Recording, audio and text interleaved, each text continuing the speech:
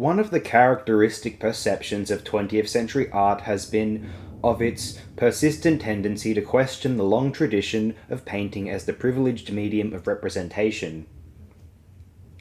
Early in the century, Braque's and Picasso's determination to incorporate everyday material in their paintings, such as newsprint, tablecloth, fringe, or rope, was expressive of their struggle to extend the content of the canvas beyond paint. This struggle with the canvas pointed the way for scores of 20th century artists, from the Russian Malevich and Tatlin to Pollock at mid-century, to a painter such as Richard Prince, born 1949, whose abstractions take shape in a computer before they are painted onto the canvas.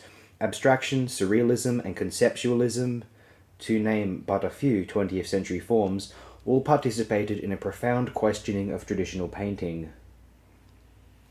This perception, while apt in some ways, is too generalized and does not tell us enough about the breadth of practices in the art of this century. Another characterization of the period focuses on the experimental nature of its art, artists bursting from the shells of painting and sculpture in a huge variety of ways and incorporating new materials into their work.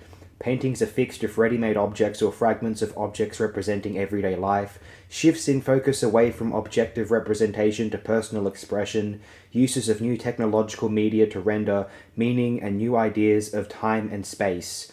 All art is experimental, US film and video critic Gene Youngblood wrote, or it isn't art. The speed with which this century has created an electronically linked planet is reflected in the swift expansion of art practices beyond traditional painting and sculpture to an almost frantic inclusion of everyday things into the arena of art. Anything that can be passed as a subject or a noun has probably been included in a work of art somewhere by someone. This inclusiveness bespeaks a central preoccupation of the contemporary artist, which is to find the best possible means of making a personal statement in art. Following a complex psychological path laid down by Nietzsche and Freud that places the subject at the center of history, art too has become entwined with the personal. This view, championed by among others Marcel Duchamp, put the artist at the very core of the artistic enterprise in a new way. No longer under the gravitational pull of the canvas, the artist was free to express any concept through whatever means possible. This concept can relate to the history of art, to the politics of the day, or to the politics of the self. The manner in which expression is conveyed and the means to achieve it have led to such a proliferation of materials that one critic, Arthur Danto, has declared the end of art as we have known it. It came to an end, he writes, when art, as it were, recognized that there was no special way a work of art had to be.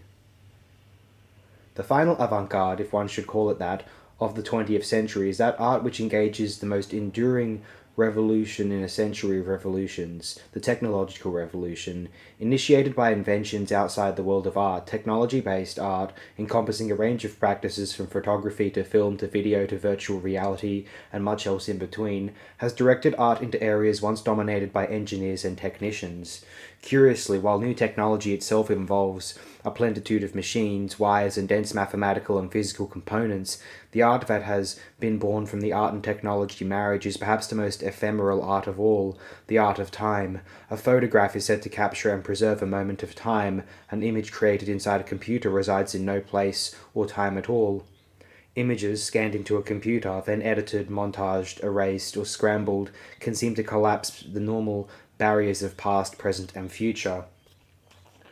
Of all new materials and media introduced into art this century, this book will explore the dominant trends in media and performance, video art, video installation, and digital art, including photographic manipulations, virtual reality, and other interactive forms. Not daunted by technological change, artists who employ these new media see themselves as part of the change and want to participate in it. They are excited by the possibilities of technology, not alienated by them. Film and television have informed their everyday experience, but unlike those who pursue commercialized uses of technologies, these artists seek to make personal statements without regard for the commodity value of what they do. Like other artists who work in paint or wood or steel, these artists explore and often subvert both the critical and technological potentials of the new media. That technological advances have come from some of the artists who have probed the uses of media in their work is itself an interesting byproduct. While the use of new media in art does have a history, it is not easily delineated. This history has yet to be written, largely because it is always developing. This does not mean that we cannot attempt a history, or at least a synthesis of different approaches to this history, for it is art history's duty to suggest links and point the way toward historical understanding, even within the confines of what must be a limited overview. The simplest way to trace the history of new media in art would be to trace the development of the technology itself, from, say, Mary and Muybridge in photography to Edison and the Lumiere brothers in film and so on, but then all we would have is a timeline similar to the one devoted to the development of aviation. While certain key artists and movements in 20th century art present themselves as precursors to artists who work in technological media, what branch of contemporary art, for example, would not claim Marcel Duchamp as a predecessor? With this art, no straightforward linear narrative is possible. Not only are we still in the midst of the story itself began and continues with simultaneous activities among different kinds of artists in separate parts of the world. For these reasons, a thematic approach seems more appropriate than a strictly chronological one. Time art. After mid-century, as critic and curator Anne-Marie Duguet has said, time emerged not only as a recurrent theme but also as a constituent parameter of the very nature of an artwork. With the emergence of performances, events, happenings, installations, then videos, the temporality of the art form was central. Currently, computer-based interactive art supplies and requires a suspension of time as the viewer enters into a contract with the machine that inaugurates and sustains the art action.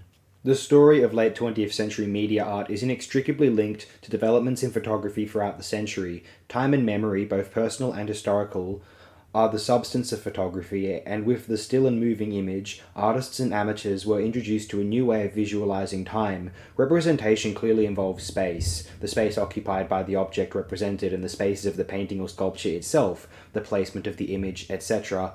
But less clear is time, and this is where the revolution wrought by photography and its now bigger cousin, moving photography, film, assumes its place of importance. With photography, humans began to participate in the manipulation of time itself, capturing it, reconfiguring it, and creating variations on it with time lapses, fast forward, slow motion, and all those other time-related phrases which are proper to the art and science of photography.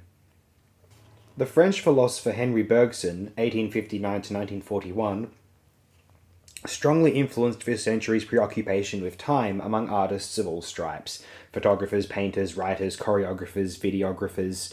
Bergson placed time at the center of metaphysics. For him, reality consisted of flux, essentially the movement of time.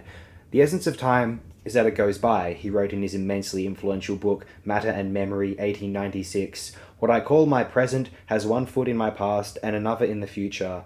These notions were seized upon by artists and critics, and throughout the Western world, even popular magazines would discuss Bergson's notions of time because they addressed a universal hunger for understanding.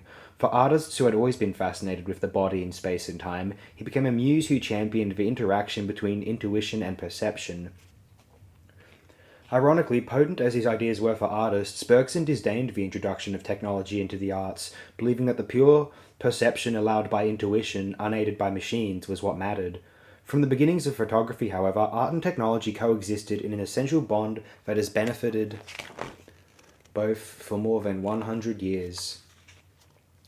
Etienne Jules Méry, 1830 to 1904, a scientist and physician whose tenure at the Collège de France overlapped with Bergson's in the early 1900s, and Edouard Muybridge, 1830 to 1904, an artist, were the pioneers of instantaneous photography, or chronophotography, which had a profound effect on artists, from futurists, especially Giacomo Balla, to Marcel Duchamp, Kurt Schwitters, and mid-century avant-garde filmmakers like Hollis Frampton and Stan Brakhage.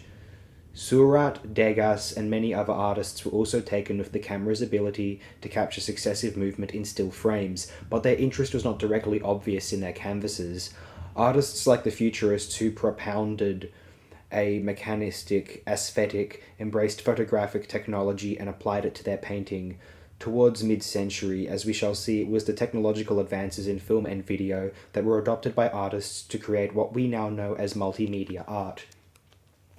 Muybridge's 1878 photographs of horses in motion were the first to capture what looked like the actual discrete sequence of motion. Muybridge devised the means of portraying the speed of a horse's running by the action of several cameras, in this case 12, set up in a row and arranged to go off in sequence as the horse ran by. He attached a piece of string to the shutter and extended it across the horse's path. As the horse ran in front of Muybridge's cameras, the shutters were released by the horse's movements over the string, each making an image at 1/200th of a second. The resulting images, when placed next to each other, showed the horse in what appeared to be continuous rapid movement. Muybridge went on to use as many as 24 cameras in his attempts to perfect the capturing of motion. The results of his efforts comprise the 11-volume Studies in Animal Locomotion, 1888. Initially, his photographs were intended as adjuncts to scientific studies, but quickly they were adopted by artists in their studies of human and animal motion. In 1911, the futurist Carlo Cara depicted motion in Funeral of the Anarchist Galli, and in 1912, Giacomo Balla painted the extraordinary dynamism of a dog on a leash. Umberto Boccioni, like them, turned to photographic studies to learn how the portrayal of movement is realized through repetition. His Dynamism of a Cyclist, 1913, offers proof of the drama in dynamic sequencing of images.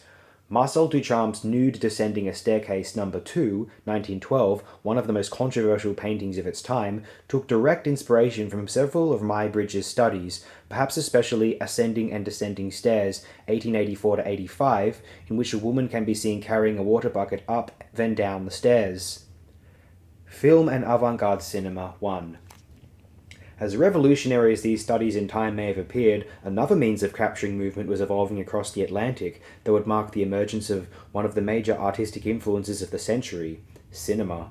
Both popular and avant-garde cinema of the early century were to have a profound impact on media art of the mid-century. Cinema was developed in the laboratories of American inventor Thomas Edison, 1847 to 1931, who assigned his assistant William Kennedy Laurie Dixon, 1860 to 1935, to use the phonograph as a model for making moving images that could be watched through a viewer.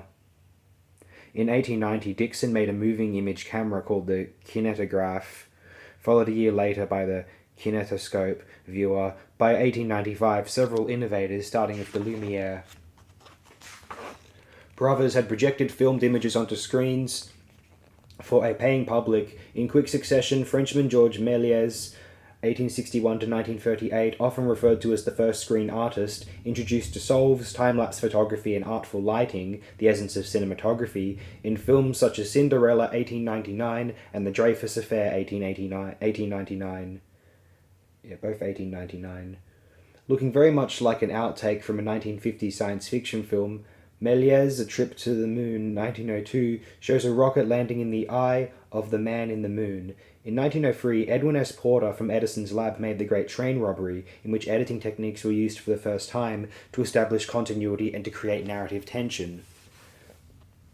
The art of film attracted several practitioners right away who made lasting contributions to the form. As early as 1915, the American D.W. Griffith, 1875 to 1948, made his epic The Birth of the Nation, followed only a year later by Intolerance, an interweaving of four narratives exposing the dangers of hypocrisy throughout history. Other early directors whose work is still referenced by artists in international cinema would include the Frenchman Louis Fouladade, and I can never pronounce his name very well, I apologize, and Abel Gance, 1889 to 1981, the Germans F.W. Murnau, 1888 to 1931, and Fritz Lang, 1890 to 1976, the Swede Victor Sjöström, the British-born Charlie Chaplin, 1889 to 1977, and the Russian Sergei Eisenstein, 1898 to 1948. Eisenstein's work is a clear product of the dynamic interplay between art, technology, and life during the Soviet avant-garde period, roughly from 1915 to 1932. He represented a new type of media artist who had training in mathematics, engineering, and art, and was for several years in his youth a theatre designer with Russian avant-garde director Vsevolod Meyerhold, 1874 to 1940. Eisenstein, expressing his links to constructivism and cubism, perfected the techniques of cinematic montage initiated by D.W. Griffith, which enabled him to manipulate emotional responses through the vibrant processes of film editing. Eisenstein sought new ways of seeing which would parallel the New World image under Marxism. His art has clearly outlived the political struggle that nurtured it. Film critic Stanley Kaufman, writing about the battleship Potemkin 1925, noted that Eisenstein felt that a new society meant a new kind of vision, that the way people saw things must be altered, that it was insufficient to put new material before old eyes.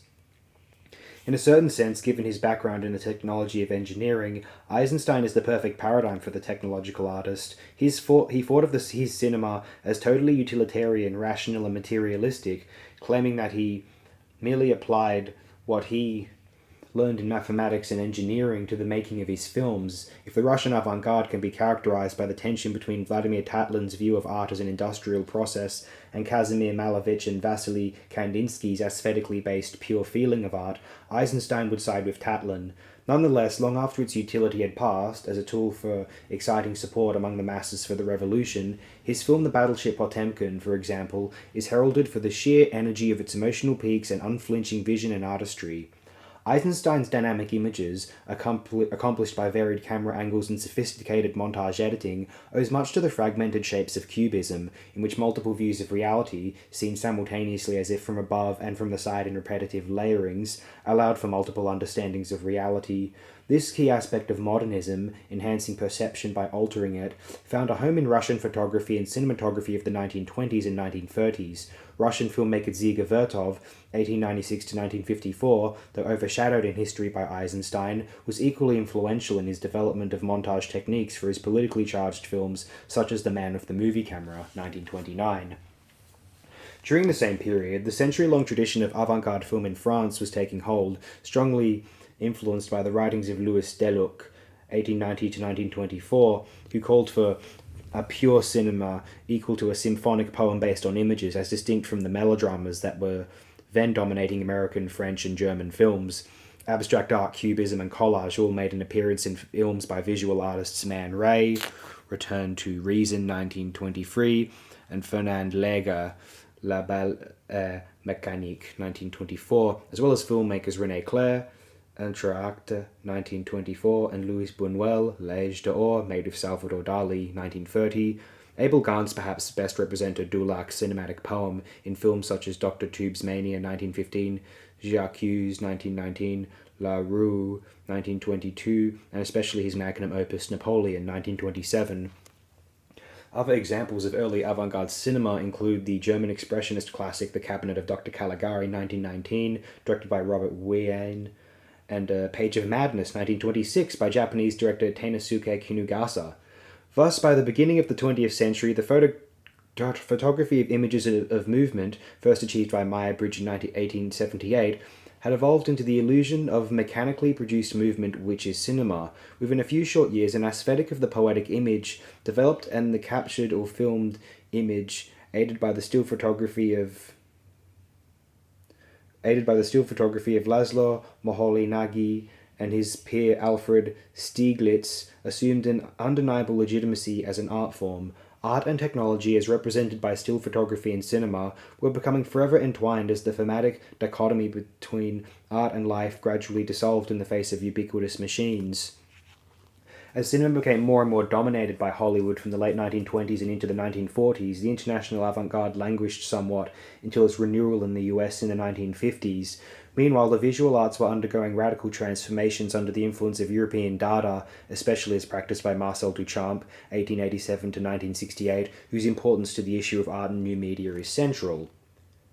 Duchamp to Cage to Fluxus. How one feels about Marcel Duchamp is essentially how one feels about late 20th century art, so profound was his influence. He stepped outside any confining notion of art, and with his ready-mades, the wheels, shovels, coat racks he chose to exhibit as art, forced the question what is art to its deepest level. Duchamp produced a prodigious body of work extending from painting to mixed media, the large glass, also known as The Bride Stripped Bare by Her Bachelors, even, 1915 to 23, to installation, Étant Donnes, 1946 to 66, to film, Anemic Cinema, 1926. Duchamp's radical shift of emphasis from object to concept allowed for multiple methods to be introduced to a redefined artistic enterprise. His importance to the present study rests not only in what he did, but in what he allowed or initiated in art. The type of thinking he encouraged made explorations into different media and artistic forms seem very natural, almost expected. Especially for those who found the business of art so distasteful, Duchamp's liberal approach to materials and forms detached the object from commercial appeal, at least initially, because it was the idea that was important, and it was not yet clear how to sell an idea. Later conceptual artists, properly so called, like Sol LeWitt, Donald Judd, and Joseph Kosuth, figured out a way.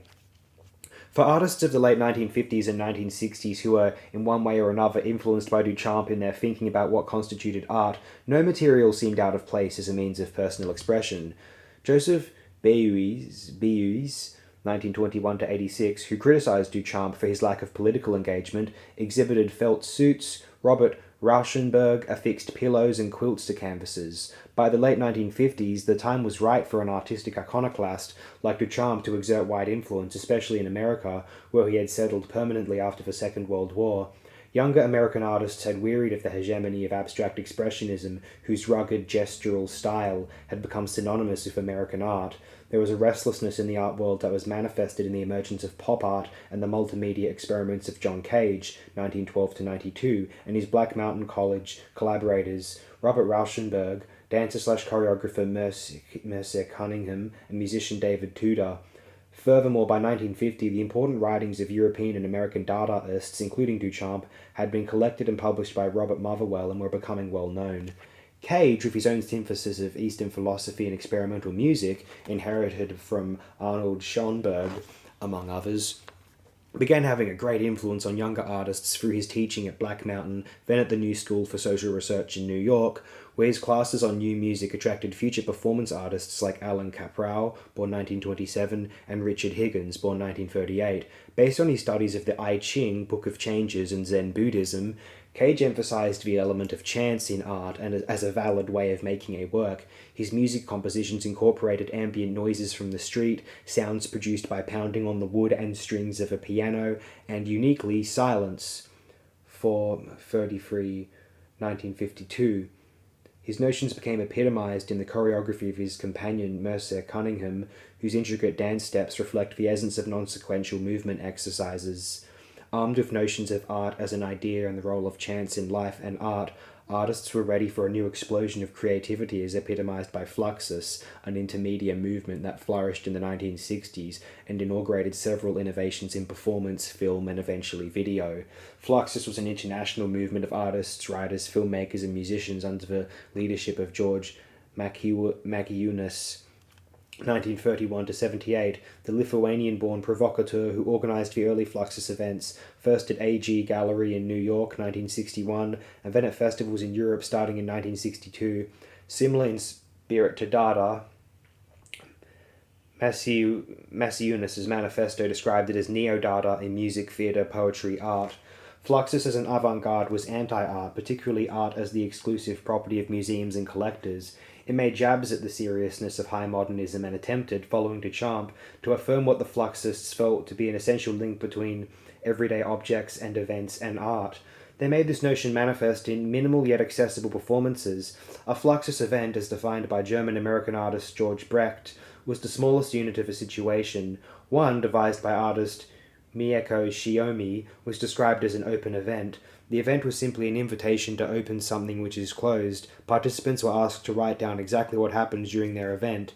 This simple charge became a statement against the loftiness of museum art as well as a participatory action as people gathered to perform it. Similarly, minimal music compositions, referred to as scores by John Cage, stripped all artifice from the orchestral or performance setting and required only attention to a minute detail. Lamonte Young's, born 1935, piano piece for David Tudor No. 2, 1960, consisted of this direction. Open the keyboard cover without making, from the operation, any sound that is audible to you. Try as many times as you like.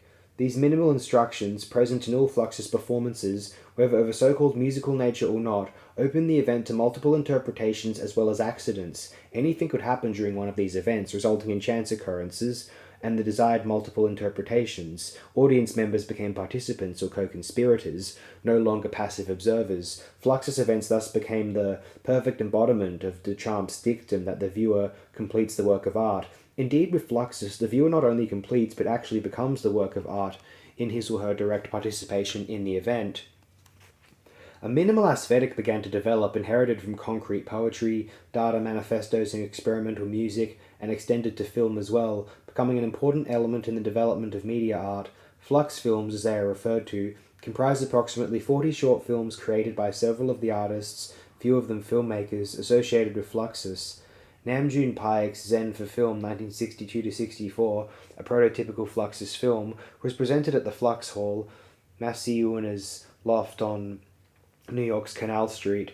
Actually an early installation, a tableau consisting of a home movie screen, an upright piano, and double bass, Paik's film turned its back to the entire mechanism of large-scale movie making, from expensive film stock to lights, sets, optical effects, editing, marketing, etc. The film was nothing more than approximately 1,000 feet of clear, 16mm leader projected, unprocessed, onto the screen with a running time of 30 minutes. Stripping film to its barest essential, the film stock itself, Paik's imageless projection became the minimalist example for all Flux films to follow. American film writer and curator Bruce Jenkins makes the cogent observation that Paik, in subverting the usual expectations of film viewing, instilled a performative aspect into the screening context, and in the process liberated the viewer from the manipulations of both the commercial and the alternative cinema. Without images or sound, Paik's film became a tabula rasa for the viewer's free associations. With each additional screening of the film, scratches, dust, and other chance events of film projection inevitably occurred, thus rendering the film new in a certain way each time. Fluxus artist and photographer Peter Moore, born 1932, using a high-speed slow-motion camera, made Disappearing Music for Face, 1966, based on another performance score by Mieko Shiomi, which in toto reads, "Performers begin the piece with a smile and, during the duration of the piece, change the smile very gradually to no smile." The film featured Yoko Ono, born 1933, another Fluxus artist. Ono's mouth, chin, and cheeks are seen in close-up, revealing the minute changes in expression that occurred during the film. Shot in only 8 seconds of film time, when projected in slow motion, it ran for 11 minutes. Another fragment of Ono's face, this time her right eye, is featured in Eye Blink, circa 1961, which, as its title suggests, is the most minimal of all acts. Ono's own film Number One, circa 1964, recalling the still photographs of Harold Edgerton, features a slow-burning match, suggesting perhaps the dangerous underside of even the most minimal act. By 1966, Fluxus had produced a body of films that, in their elemental nature, also referred to as essentialist, called into question all of the common associations viewers bring to the watching of a film, including being the one observed. As Ono stares into the camera at the end of Disappearing Music for Face, George Massieunas made his own film, 10 Feet, 1966, consisting entirely of 10 feet of clear lead. Other Flux films included George Brecht's Entry Exit, 1965, which consisted of a shot of the word entrance on a plain white wall, which gradually fades to dark, then lightens to reveal the word exit, and James Riddle's 9 Minutes, 1966, in which stenciled numbers appear on the black screen every minute. While Flux films are generally considered critiques of mainstream and even avant-garde film, they also generated a new energy in filmmaking with their simplicity and playfulness. From our remove, it is clear that Flux films like Paik's Zen for Film or Michael Snow's Wavelength 1969, though ostensibly concerned with the essentials of film and film technique, are in themselves highly poetic and meditative works. Though nothing in art or life seemed sacred to them, Fluxists found meaning in the everyday material of their art, whether it be their bodies or the strings of their pianos or the leader of their film.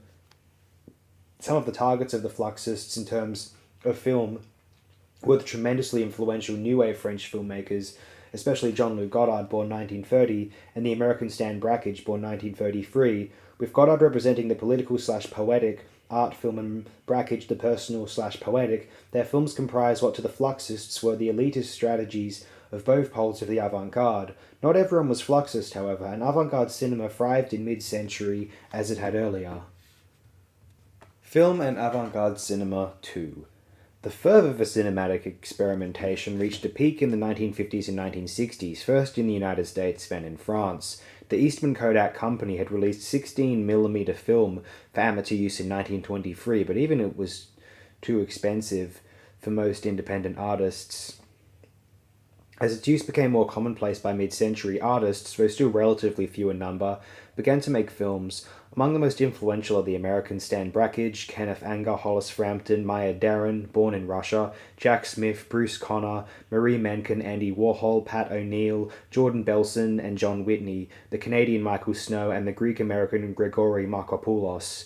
In his Allegories of Cinema 1989, American film historian David James noted that most of these filmmakers, several of whom had migrated into filmmaking from other media, brought issues that preoccupied painters to film.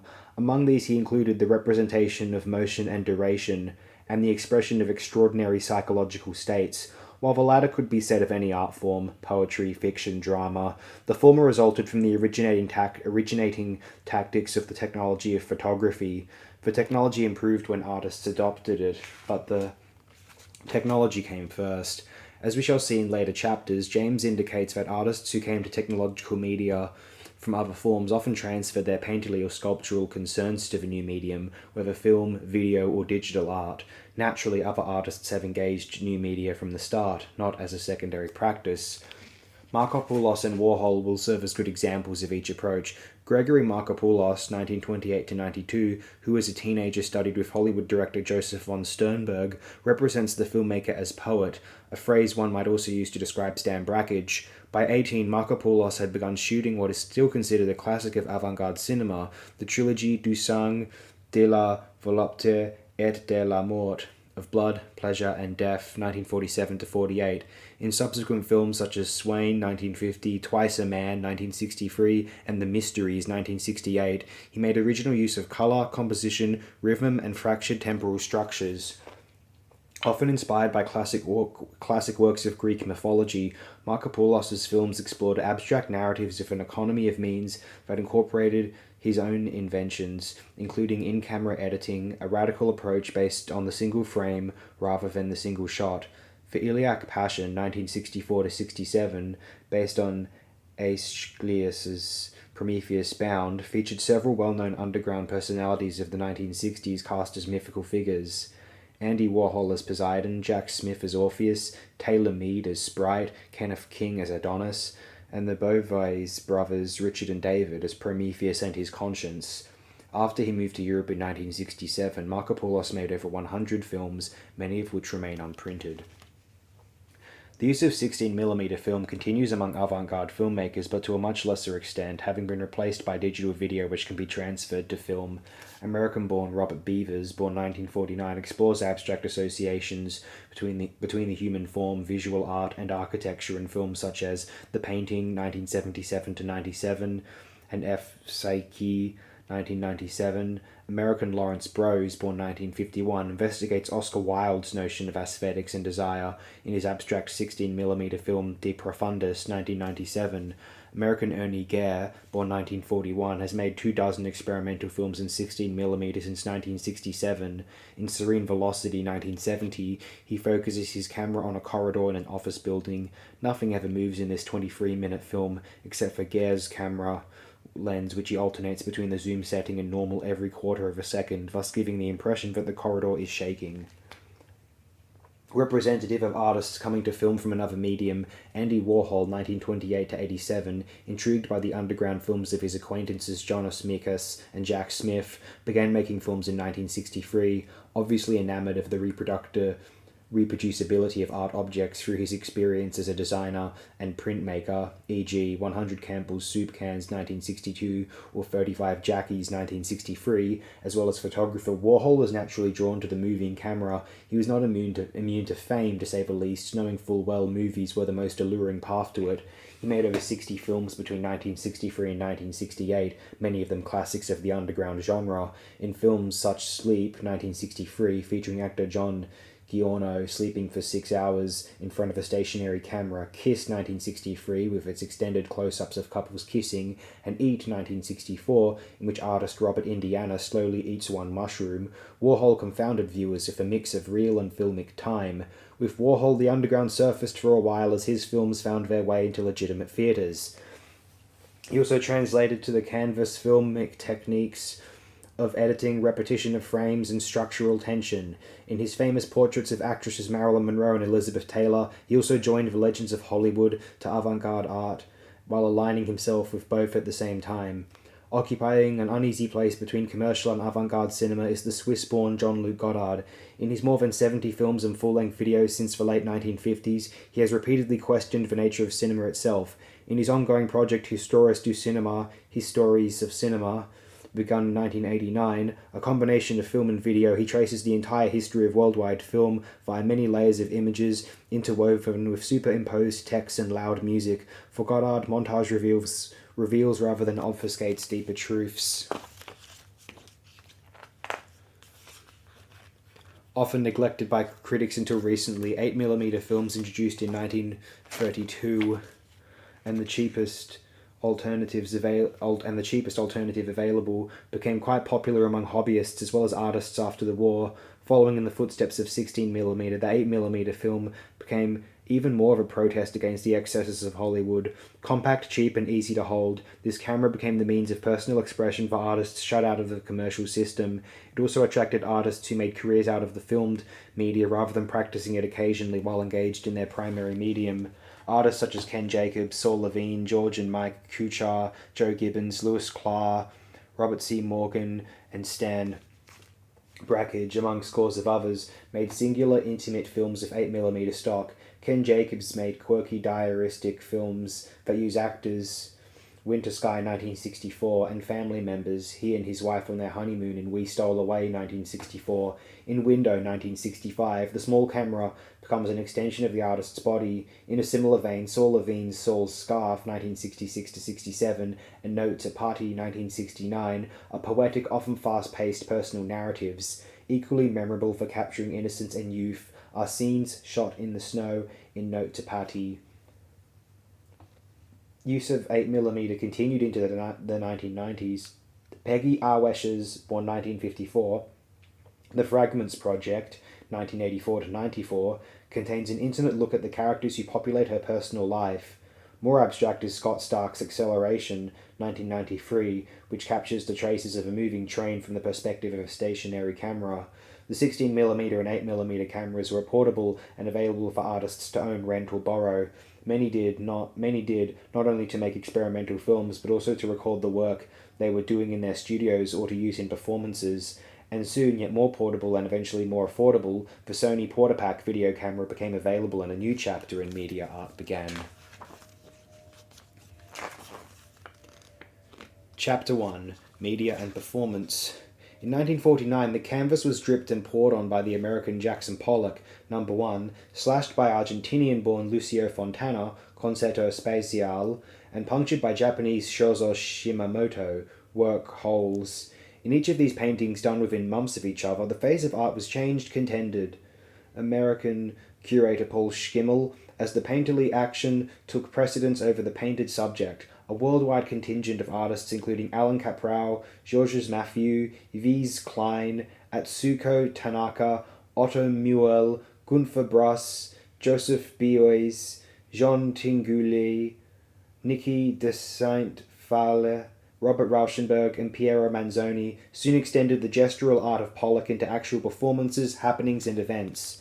The social and sexual revolutions of the 1960s found expression in art that was directed away from the canvas into actions that incorporated the viewer into the work of art.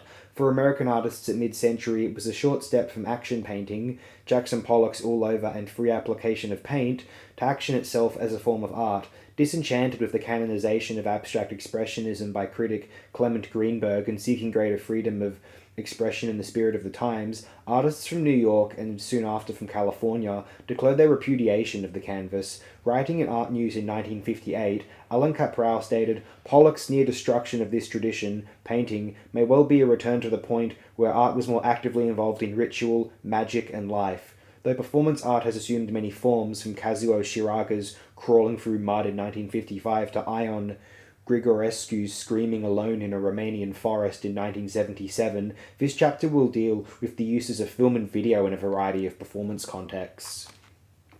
1960s multimedia performances. Performance was not exclusively related to the canvas. The cross-fertilization between theatre, dance, film, video, and visual art was essential for the birth of performance art. For dance and media experiments that flourished in New York in the 1960s among the Judson Church artists, an influential collective of choreographers and performance artists, extended to visual arts as well, chief among them Robert Rauschenberg, who was an early proponent of the intermingling of art and technology. In 1960, Rauschenberg met Billy Kluver, an electronic engineer and sound wizard who had collaborated with several artists, most notably John Tinguely, on his self-destructing machine Homage à New York. In 1965, Kluver worked with John Cage and Mercer Cunningham in one of the earliest multimedia stage events, Variations 5, for which Kluver devised a sound system that reacted to movements, sounds, and projections through a complicated system of photoelectric cells and microphones. The resultant sounds functioned as a kind of score for the dancers. Featured also were a film by Stan Vanderbeek and video images by Nam June Paik. Critic Soka Dinkler points out that this system anticipated the computer-controlled interaction between live performance and sound effects commonly seen in theatre and dance since the early 1990s. Rauschenberg, a close associate of Cage and Cunningham, was invited, along with them and other choreographers, including Lucinda Childs and Deborah Hay, to participate in the Stockholm Festival of Art and Technology in the summer of 1966. Although the Stockholm appearance did not take place, Rauschenberg and Associates staged what they had developed in New York in October 1966 in 9 Evenings, Theatre and Engineering, a seminal event in performance and media held in the vast 69th Regiment Armory Building on New York's East Side. For Rauschenberg's performance, open score, Bong, approximately 500 volunteers were gathered in a totally dark playing arena, performing simple gestures that were recorded by infrared cameras and projected onto 3 large screens. Also shown were projections of the darting movements of performers playing tennis with radio transmitting rackets. This is all the audience saw, for when the lights came on, the performers were gone. It was the artist's delight in the possibilities of the new technology that became the main event. In his performance work, Linoleum 1966, Rauschenberg wore a plastic suit, wired for sound by Kluver, and projected a film he made from found footage of recreational water sports and military aircraft maneuvers. His collaborations with Kluver led to their founding EAT, Experiments in Art and Technology, in 1967, an enduring and influential collaboration between artists and engineers. Rauschenberg and his collaborators, especially dancer choreographers Trisha Brown, Deborah Hay, Steve Paxton, and Lucinda Childs, continued to stage their events in a variety of spaces, with the space itself often dictating the nature of the performance. The filmmaker's Cinémathèque, whose name reflects the influence of the French Nouvelle Vague film directors Jean-Luc Godard, François Truffaut, and others, was such a venue. Robert Whitman's, born 1935, Prune Flat, 1965, featured live performers interacting with filmed images, often of themselves, which were projected onto the performers and onto screens behind them. Whitman, who began as a painter, thus transposed the flatness of the canvas to the flatness of the screen, on which he attempted to visualize temporal relationships, past as represented by the film, present and future in the gestures of the performers, in a spatial context. The same year, Canadian artist Michael Snow, born 1929, literally tackled the role of cinema in art with Right Reader, a video performance in which he stood behind a plexiglass frame as if he were in a movie. He moves his lips in time to a recording of his own voice in which he comments on the sometimes banal nature of films. We think he is speaking in real time, but soon we realize he is not. The whole experience, like film, is a contrived experience based on technology. Snow's innovative use of the camera in his films and video performances is also notable. He created a spherical machine for rotating the camera 360 degrees, and in Wavelength 1967, he made camera tricks, panning, trucking, and dollying, the protagonists of the film. In 1967, an important work in the history of media and performance was performed by Deborah Hay, one of the Judson Church choreographers. Group 1 consisted in part of a black and white film projected onto the corner of a gallery space. Men and women in dark suits and dresses were shown engaging in everyday walking patterns that, while choreographed, retained their naturalness. After the film, other performers enacted similar sequences live. The result, for American historian Michael Kirby, was a new form of art dance in which people and film were used as elements out of which an architectonic or sculptural human mass could be assembled in relationship to an actual architectural element, the corner of the room. The film added another perceptual illusion. The use of black and white suggested figures from another time moving along its walls. American painter Carolee Schneemann, born 1939, created private actions she called iBody, 1963, which she documented through photography. In these bodily still lifes, which anticipated body and performance art, she recreated mythical goddess imagery using her own body as sculpture. Her 1967 multimedia performance work Snows was an elaborate interaction of 16mm and 8mm film, slides, revolving light sculpture, strobe lights, and 8 racially diverse performers. Underneath randomly chosen seats in New York's Martinique Theatre, a Broadway house, Schneemann and her engineers fixed microphones that transferred signals into a silicon-controlled rectifier switching system. Any motion by an audience member in these seats would set off the system, which in turn activated the media elements. Like Schneemann, Joan Jonas, born 1936, has worked with media and performance from the 1960s to the present day. While a graduate student in New York, she participated in dance workshops with the Judson Church Group, which included Trisha Brown, Deborah Hay, Steve Paxton, and Yvonne Rainer. Each of them shared a sensibility that embraced conceptual, cultural, psychological, as well as performative issues. Trained as a sculptor, Jonas was initially attracted by the sculptural elements of performance in film. I brought to performance, she said in a 1995 interview, my experience of looking at the illusionistic space of painting and of walking around sculptures and architectural spaces. I was barely in my early performance pieces. I was in them like a piece of material or an object that moved very stiffly, like a puppet or a figure in a medieval painting. I gave up making sculpture and I walked into the space. What attracted me to performance was the possibility of mixing sound, movement, image, all the different elements to make a complex statement. What I wasn't good at was making a single, simple statement, like a sculpture. From the beginning, her performances have incorporated first film and then video. Her first public performance, Ouad Lao, 1968, the title is the name of a Moroccan village that translates as watering place, contained the film Wind, which dealt with wind and water as basic elements. Jonas used the camera and monitor both as theatrical props and as sculptural elements in her performances. Like Nam June Paik before her, she brought her own Sony Portapak camera in 1970. Finding video very magical and imagining herself as an electronic sorceress conjuring the images, she invented the name Organic Honey as an alter ego. Organic Honey's Visual Telepathy 1972 was a performative video featuring a set or installation in which Jonas created a room out of Organic Honey's imagination. The video of Jonas's movements supplied a mirror-like reflection of the action that altered the audience's perception of what they were seeing. These performances would change often, displaying Jonas's versatility as a performer and conjurer, a role she assumed by wearing long blue robes and carrying a magician's funnel hat. Funnel, 1974, incorporated 3 performance areas, separated by curtains, in which Jonas performed rituals based on her interest in magic and the traditions of the Native Americans of the American Southwest. In one area, a live video was projected on a monitor, providing a detailed view of her whole performance. Jonas returned to several of the images used in Funnel in her 1998 installation at New York's Pat Hearn Gallery. My New Theatre 2, Big Mirror, is a video theatre mounted inside a large funnel-like structure supported by 2 sawhorses. Peering through the funnel, the viewer sees Jonas on a screen, performing daily routines, such as sweeping the floor, that turn into frantic, stomping dances, while songs and texts are heard on the soundtrack, including William Carlos Williams's poem Big Mirror, and folk songs that speak of friends who have died. Jonas continues to break new ground over 30 years after her early work caused such a stir, a rare achievement. After experiencing a slump, as she calls it, in the mid-1980s, when the art world was changing radically and her old brand of formal experimentation was on the wane, Jonas re-emerged in 1987 with a sweeping media performance piece, Volcano Saga, based on a 13th century Icelandic poem, and in 1994 she created Sweeney Astray, based on a medieval Irish poem and commissioned by the Stedelijk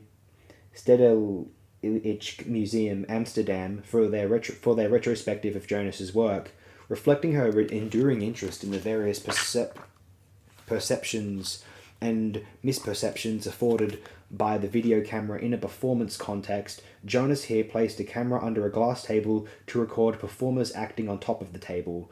These shots were projected onto freestanding scrims, with camera operators, performers, and musicians all visible to the viewer. Studio performances. The video camera became a partner in the performances of several influential artists drawn to electronic media, recording intimate, often ritualized actions. Although there is arguably an historical continuum from Dada performance to Fluxus, happenings, and performance art, media and performance art does not fit neatly into it. Unlike their Dada predecessors, artists like Bruce Nauman, born 1941, and Vito Acconci, born 1940, did not set for themselves the goal of interactivity with an audience. Sometimes their performances were private affairs, exercises performed in their studios that were videotaped but not necessarily shown.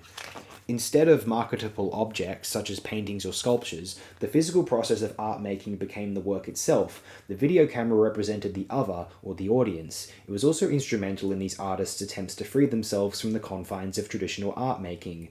The private media-based performances of Nauman and Acconci refer to the artist alone in his studio.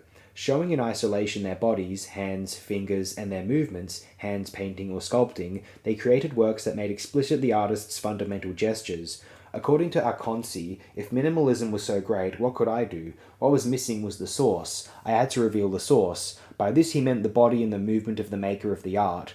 In the iconoclastic spirit of the 1960s, Acconci and others sought to free themselves from the influence of art history by eliminating all but the process from their work. People did performance in order not to do painting and sculpture. Acconci says, painting and sculpture had the power of the one true God of art. Performance was a way to intrude, in the middle of a single belief system, the swarm of multiple gods. For Nauman, his private performances, or representations as he called them, explored the relationship between his sculpture, for example, neon templates of the left hand of my body taken at 10-inch intervals, 1966, or his wax over cloth from hand to mouth, 1967, and his own activities in the studio. In one of his performances, he assumed discrete positions, including sitting, bending, squatting, creating a living sculpture with his body.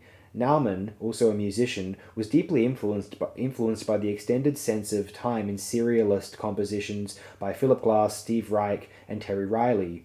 Reich's violin phase, 1967, featured one basic pattern played repeatedly by several violins. Nauman incorporated this open-ended format, a seeming lack of beginning or end, into his video performances, which made use of a fixed camera recording gestures and movements that he considered art in themselves. The view that even ordinary movements could be considered art owed something to choreographer Meredith Monk, whom he met in 1968. During the 1960s, Nauman made about 25 videotapes consisting of repetitive, mundane actions. This was an approach to dance which had its origins in the pioneering work of San Francisco choreographer Anne Halperin, born 1920, whose workshops were frequented by such future influential dancer/choreographers as Trisha Brown, born 1936, dancer-turned-filmmaker Yvonne Reiner, born 1934, and Simone Forti, born 1935. The interplay of performance and sculpture in Nauman's work was also influenced by the Viennese philosopher Ludwig Wittgenstein and Irish dramatist and novelist Samuel Beckett. Wittgenstein exerted an influence on several conceptual artists who were drawn to his exploration of the philosophical implications of ordinary language. It was the variety of language games, as he called them, which revealed meaning, derived from the way words were used. The term language game, Wittgenstein wrote in Philosophical Investigations, is meant to bring into prominence the fact that the speaking of language is part of an activity or of a form of life. Language as an activity that can be at once revealing and secretive, a source of bonding as well as of separation, has occupied Naumann in many performative video installations. In Amphro/Socio, Rinde Facing Camera, 1991, and Amphro/Socio, Rinde Spinning, 1992, Naumann collaborated with performance artist/musician Rinde Eckhart, whose face he filmed in close-up, engaging with the Wittgensteinian language games of play acting and singing phrases. Help me, hurt me sociology, feed me, eat me anthropology. Naumann dealt with issues of identity in 4 silent 16mm films from 1967 to 1968, called Art Makeup. They show him applying different colours to his skin to mask his identity. This motif surfaced later in his clown videos. Naumann frequently used the clown as an icon in performance videos that illustrate the artist's interest in language and the extremes of human behaviour. The clown in Clown Torture, 1987, was forced to stand on one leg and at another time to balance 2 fish bowls and a bucket of water, all the while shouting, "No, no, no," and I'm sorry, over and over. This interest in extreme behaviour reflects Naumann's keen interest in Beckett, whose spare narratives often portray people in impossible situations, constrained in garbage cans or buried neck-deep in sand. Naumann's performative video, Slow Angle Walk, 1968, which he subtitled Beckett Walk, shows the artist performing a strained walk around his studio. He lifts a stiffened leg high into the air, then swivels his body in a half-turn before letting the leg land on the floor. One can imagine Buster Keaton, whom Beckett chose as the performer in his only film, entitled Film, 1964, inventing such a move. Destructive actions, such as those by Italian Gina Payne, who slashed her toes in her performative sculpture Le Corps Presenti, 1975, recur in the work of artist Pierre Martin, born 1950, whose series Performance for Video, 1978-82, contained sequences where Martin would beat himself with a guitar until it disintegrated. Portrayals of extremes of language and gesture recall Bertolt Brecht's notion of alienation in theatre as a paradoxical means of drawing an audience closer to the play. By arousing their emotions, even in a negative way, the artist involves the audience with the action or narrative. Akonsi, whose involvement with media spans single-channel video, one tape on one monitor, installation, and performance, expressed the essentials of his performative art in a 1979 essay, Steps into Performance and Out. If I specialize in a medium, I would be fixing a ground for myself, a ground I would have to be digging myself out of constantly as one medium was substituted for another. So then, instead of turning toward ground, I would shift my attention and turn to instrument. I would focus on myself as the instrument that acted on whatever ground was available. Akonsi saw the film or video frame as separating him from the outside world, placing him in an isolation chamber, as he said, where he was intimately connected to his primary material, his body. He made his first video, Corrections, in 1970 at the request of American writer and curator Willoughby Sharp, who founded the short-lived Avalanche, a magazine devoted to body art, process art, and video. Corrections reflected his interest in the immediacy of video. Able to see himself on the monitor as he was recording, Akonsi tries to burn off a tuft of hair from the back of his neck using the image on the monitor as a guide. Earlier that same year, he made an 8mm film, Free Adaptation States, a simple recording of movements in his studio, which he saw as his transition from the page, he had been a poet, to the activity of art. I had to leave the page, he says, and I at least got to the floor. In Centers, 1971, alone in his studio with a fixed video camera, he points to the lens in a gesture that turns the camera back on the viewer. He stands blindfolded in Contacts, 1971, with a woman kneeling before him, holding her hand over different parts of his body without actually touching him. Again, a fixed camera records his attempts to name the parts of his own body as she moves her hand around him. Akonsi disliked the term performance for its associations with theatre. We hated the word performance. We wouldn't call what we did performance, because performance had a place, and that place by tradition was a theatre, a place you went toward like a museum. Nevertheless, he did perform in public. In Prying's 1971 and Poole 1971, Akonsi and Kathy Dillon engage in a battle of desire and resistance as Akonsi tries to prise open her closed eyelids, or each of them tries to mesmerize and control the other with eye games. Akonsi brought his explorations of time and the body into the gallery space in his 1971 collaboration with Dennis Oppenheim and Terry Fox at the Reese Paley Gallery in New York. Facing a large wall clock, his back to the audience, Akonsi engaged in private movements as the other artists lay on the floor near a video monitor and sound system. In his 1974 Command performance, Akonsi confronts the gallery viewer by incorporating him into the video environment. In a narrow room, the viewer sits on a stool in front of a monitor, which lies on the floor. The monitor shows a tape of Akonsi, also lying on the floor, on his back, straining his head toward the camera, imploring the viewer to seduce him in a rambling monologue that repeats phrases like, "Come on, baby, win me over." On another monitor behind the stool appears an image of the viewer who is being taped from a camera fixed to the wall above the stool. Everyone becomes a voyeur in this dance of multiple seduction. Also working in media and performance at this time was Namjoon Paik. During his Fluxus period in the early 1960s, in numerous collaborations with musician Charlotte Norman, Paik created music and video performances that challenged the way music was traditionally played and heard. In TV Bra 1968, Mormon is taped topless, playing the violin and wearing two circular mirrors on her breasts which reflect cameras focused on her face.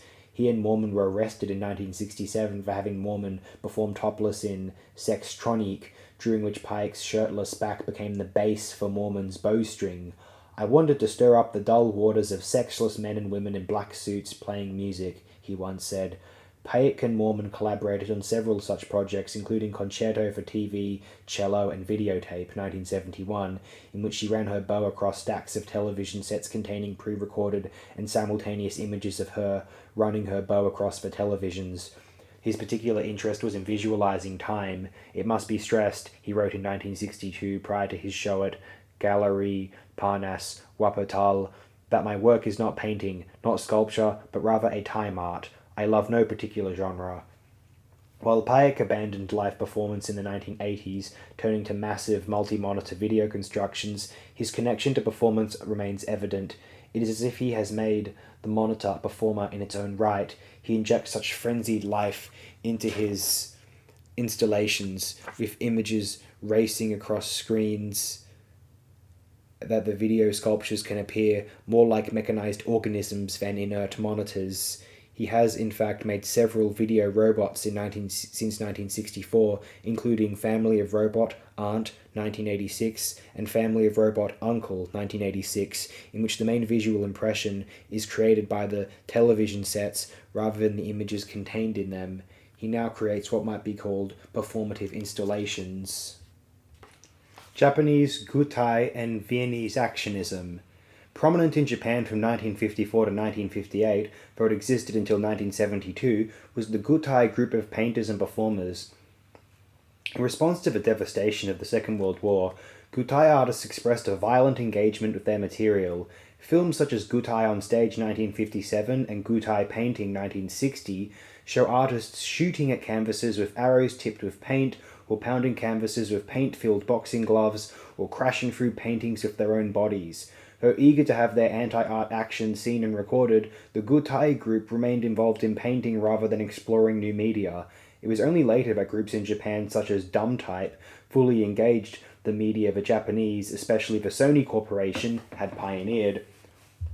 The most radical post-war expression of media performance was that of the Wiener Aktionisten, the Viennese actionists, principally Hermann Nitsch, born 1938, Otto Muehl, born 1925, Kurt Krenn, born 1929, and Wally Export, born 1940, many of whom had begun as painters. Repelled by war, Nazism, and its legacy, while rejecting museum-embraced modernism, these artists sought to make an art that was programmatically sensational. They sought inspiration both from Freud's understanding of the unconscious and also from the liberated art practices espoused by Fluxus.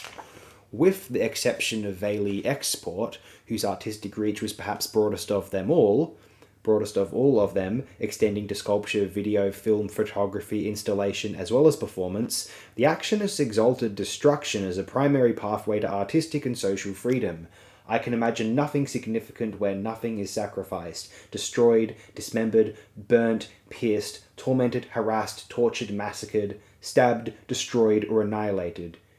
Muel wrote in 1963, "The actions which arose from this way of thinking often involved bodily mutilation, sadomasochistic sex, animal dismemberment, and misogynist practices, all performed for the camera, sometimes with onlookers, audiences, often without." In Funèbre, 1966, an early filmed action by Muel, a naked body lies on a bed and is sprayed with pigment and manipulated by other naked figures. Muel made Yves Klein's early 1960s performances with naked models and paint seem like innocent parlor games. Most extreme was Scheiß Kerl, Shit Guy, 1969, a 16mm film which graphically depicts acts of coprophilia.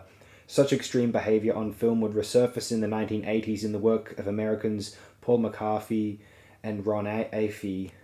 For Muel, acts normally seen as perverse or degrading were actually means of escaping the confines of social mores. By 1971, he abandoned art and actions to form a commune, which exists to this day, in which free sexual expression and uninhibited interactions are prescribed. Or when some of these practices were discovered to involve children, Muel was imprisoned for 7 years, from 1991 to 1998. His alleged utopian practices and transgressions were, not surprisingly, intolerable to the society he saw himself as trying to liberate. Kurt Kren, who collaborated as a filmmaker with several actionist artists, was particularly interested in the technical capabilities of editing and image manipulation. He had been making experimental films since the 1950s that were structurally influenced by serial music practices of the same period. Fast editing and single-frame techniques highlighted the material qualities of film, while at the same time providing a new vocabulary for time as experienced by the viewer. Kren was attracted to the visual complexity of the actions of Gunther Brass, born 1938, and Muel, and saw in them the potential for creating his own type of collage on film. As art historian Huber Klocker describes it, Kren's films are collage-like pictorial storage media organized in a new form of space and time which compress the pictorial mass like a machine and convert it into pure energy. The 3-minute color film Leda and the Swan, 1964, one of Muel's graphic actions, becomes in Kren's hands a syncopated aria of chaos and abstraction. Veli Export, who participated in the tail end of actionism, has created performances, videos, films, and media events since the mid-1960s, which are bold and often graphic examinations of women's role in society. She was a founder of Austrian Filmmakers Cooperative, and her early experiments in performance and film, Menstruations Film, 1966, Orgasmus, 1966, placed her in the forefront of feminist performance, strongly countering the abuse of women found among other actionists like Muel.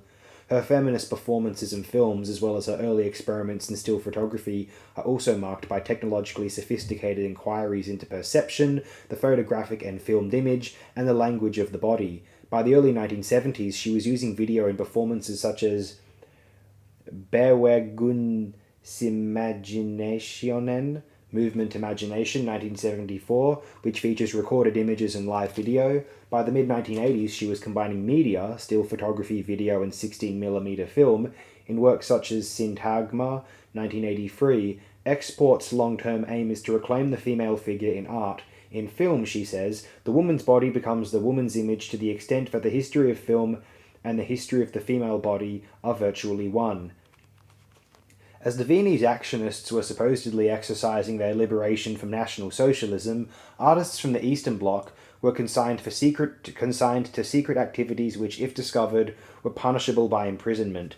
Cameras and videos were surveillance tools used to spy on citizens and were not to be in the hands of individuals, much less artists, who might use them in subversive ways. Among the most isolated artistic groups in Eastern Europe were the Romanians, for whom any type of unauthorized public gathering was prohibited. Thus, performances, such as they were mostly private actions. Ion Grigorescu created several short films and photographic essays that explored his sense of a self-fractured by the lies and secret codes required for survival in a totalitarian state. In Super 8 films like Boxing 1977, Man as Center of the Universe 1978, and Dialogue with Nicolae Ceausescu 1978, he records himself in the seclusion of his own room or in a remote field, reflecting the utter confinement of his situation. He often used multiple images of himself within the frame to suggest the fragmented self and the elimination of personal identity imposed by the government. Still little known outside of his native Hungary was Tibor Hajas, 1946-80, whose photo performances in the 1970s were as dangerous as they were subversive. In Dark Flash 1976, he was hung from the ceiling of a darkened room by a rope which was tied around his hands. Holding a camera in one of his bound hands, he attempted to photograph light flashes that occasionally pierced the darkness. At the end of the performance, there was an enormous flash of magnesium as Hajas, now unconscious, was released from the rope. Relatively subdued in contrast was the media and performance tableau created by noted post-war German artist Gerhard Richter and his associate Konrad Fischer with the assistance of painter Sigmar Polke. Together they organised a demonstration for capitalist realism 1963, during which they occupied a fully decorated corner of a furniture store and reprogrammed a television set with politically charged images. Certain visual links can be made here with Fostel's TV Décolle/Age and Richard Hamilton's collage, Just What Is It That Makes Today's Home So Different, So Appealing, 1956, challenging the seeming tranquility of domestic life with implications of political and social upheaval. Gender and media performance. Art historian Moira Roth makes the connection between feminist performance and so-called street theatre engaged in by feminist activists, such as the disruption of the 1968 Miss America beauty pageant. Feminist outrage at constricted gender roles was part of a cultural pattern of liberation movements around the world that included students, people of colour, and gays. With Jonas and Schneemann as models, feminist artists embraced media as part of their performance actions. In her video live performances from the 1970s, German artist Ulrike Rosenbach, born 1944, set up graphic tableaux, which were performed for the camera only. Her public multimedia performances, which became in essence feminist actions, included To Have No Power Is to Have Power, 1978. Here the artist is suspended, trapped in a net, as images from art history and popular culture flash on screens behind her. Since 1974, French multimedia performance artist Orlan has literally resculpted her body using video, digitalization, and recordings of surgical operations in which she alters the shape of her body and face. She created psychological self-portraits in works such as The Reincarnation of Saint Orlan and Images/New Images, 1991, during which she was videotaped performing while under local anesthesia, as her chin was surgically remodeled into the chin of Botticelli's Venus from The Birth of Venus, or her nose into the nose of Psyche, as in Gerard's Le Premier Baiser de l'amour à Psyche. She remained conscious in order to direct the surgical performance for the camera. No less committed to a feminist vision is Friederike Petzold, who since the early 1970s has created video performances like The New Living Body Language of Signs According to the Laws of Anatomy, Geometry, and Kinetics, 1973-76, in which she attempts to shift the focus of architecture, which she sees as traditionally phallocentric, to the female body. Minimalist and conceptual trends. A minimalist aesthetic in media and performance is most evident in the work of Robert Wilson, born 1941. Best known for his monumental stagings of original works such as A Letter for Queen Victoria, 1974, and Einstein on the Beach, 1976. Wilson, who trained in interior design, architecture, and painting, actually began his own artwork with Slant, a 10-minute abstract colour film he made in 1963. One of his earliest performances, probably late 1964, was presented in a movie house near the Pratt School of Art and Design in New York, where he was studying, and consisted of choreographed movement accompanied by film. His theatre activity 1, 1968, presented at the Bleecker Street Cinema in New York, featured a photograph of a cat superimposed over a film loop of grass. Several other early works, especially Deaf Man Glance, 1971, included film. While Wilson continued to make videos and films, his 47-minute video La Mort de Molière, 1995, was presented at the 1997 Whitney Biennial Exhibition, filmed media were not present in most of his large stage works until 1998, when he and Philip Glass, his collaborator on Einstein on the Beach, presented Monsters of Grace, based on a text by a 13th century Persian mystic, Jalaluddin Rumi. Combining live stage action and a 3D computer animated film made by Jeffrey Kleiser and Diana Walsack, the piece weaves back and forth between illusion and reality, all under the control of a computerized masterboard. American composer Robert Ashley, born 1930, has created experimental operas since the 1970s that combine music driven by the sound of a spoken text and projected video images, incorporating abstract images, appropriated images, sometimes from television shows, and words.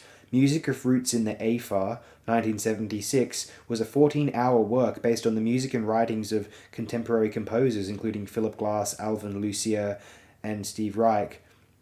Ashley's Dust, 1999, a fragmented meditation on loneliness in contemporary America, incorporated 5 electroluminescent screens as well as a large horizontal screen above the performance area on which were projected a dizzying array of images designed by Japanese artist Yukihiro Yoshihara.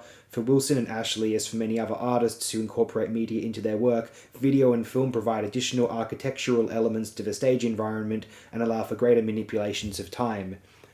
Aiko and Koma, Japanese-born dance artists associated with minimalism and Japanese avant-garde theatre, used both film and video in their 1998 project for the Whitney Museum, Breath, in which they appeared live in the midst of an environment of film and video projections. Fluid landscapes of shapes from nature and changing forms from their moving bodies suggested relationships between the live body and the live film image.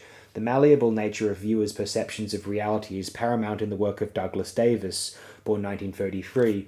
In 1977, as part of Documenta V, Davis devised an international satellite telecast to over 25 countries. Davis, who was in Caracas, Venezuela, performed the last 9 minutes, in which he addressed the audience about the time/space distance between them.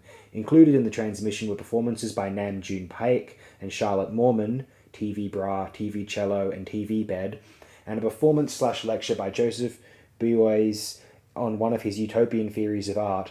Davis extended this same practice in 1981 with Double Entendre, another live satellite performance, linking the Whitney Museum in New York with the Centre Georges Pompidou in Paris, in which Davis explores the transatlantic love affair. Along the way, he challenges notions of electronic linkage, cultural and sexual boundaries, as well as language theories, all of which was based on French theorist Roland Barthes' text, A Lover's Discourse, first published in France in 1977, English translation 1978. Intellectual involvement with architecture, theories of public and private space, and issues of perception led Dan Graham, born 1942, to performance and installation works that engaged viewers by directly focusing on their own position as viewers in a given space at a particular time. He often uses mirrors, closed-circuit video systems, and complex viewing environments to engulf the viewer in his ideas about spectatorship and physical space. In Performer/Audience/Mirror 1977, Graham positioned himself in a performance space, his back to a mirror, facing an audience. He discussed his audience's movements and what they might signify, and then proceeded to face the mirror and discuss his and his audience's movements as filtered through the mirror. Issues of subjectivity/objectivity, the observer and the observed, audience and performer were engaged as varying and very subjective relationships. As he became more sophisticated in his use of video technology, Graham began incorporating video into his mirrored environments. His 1983 performance and stage set utilizing two-way mirror and video time delay, created for his retrospective at the Kunsthalle in Bern, consisted of musicians and audience sitting facing each other through a large two-way mirror. A live feed video with a 6-second delay was projected on the mirror, creating a virtual kaleidoscope of perception-bending images, during which the audience watched the performers only through the filter of the mirror and video, as they were also watching themselves and the performers on a time delay. This sense of disorientation challenged their position as observers. Graham continues to create viewing environments such as free-linked cubes/interior design for a space showing videos, 1986, a space with transparent and mirrored glass, featured in the Guggenheim Museum's 1997 exhibition, Rooms with a View, Environments for Video, and an updated version of this, New Space Showing Videos, 1995. In both cases, the environments allow for viewing and being viewed, the viewer becoming at once the performer and the audience. Politics, Postmodernism, and the New Spectacle. Graham's interactive practices reflect the theories of the Situationist International, a loose collective of European artists and intellectuals whose chief spokesman, Guy Debord, 1931-94, had a profound influence on artists in Western Europe and America. Central to Situationist thought, a combination of Marxism, psychoanalysis, and existentialism, was that theory canon should be the locus for aesthetic actions by artists and other concerned individuals. Guided by Debord, especially in his 1967 essay The Society of the Spectacle, Situationists, largely through writings, agitated for popular control of urban spaces. One of their publications, On the Poverty of Student Life, 1966-67, foreshadowed the worldwide student uprisings of 1968. Artists like Graham and Doug Hall reflected variations on the Situationist manifestos in their own work. Hall became directly associated with political theatre as one of the founders of the San Francisco-based multimedia performance collective T.R. UFCO.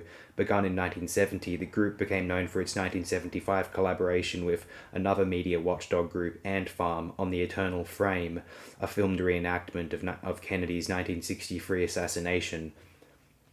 Combining live performance spectacle, archive footage of the actual assassination, and spectators' filmed reactions to the restaging of the event, this project became a biting record of American fascination with myth, heroes, and the televised image.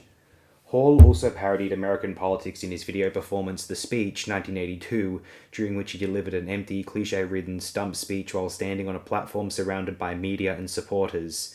In Amarillo News Tapes, 1980, and This Is the Truth, 1982, Hall contested the very notion of truth in the context of media while engaging his ongoing inquiry into the power of language in the context of the public spectacle.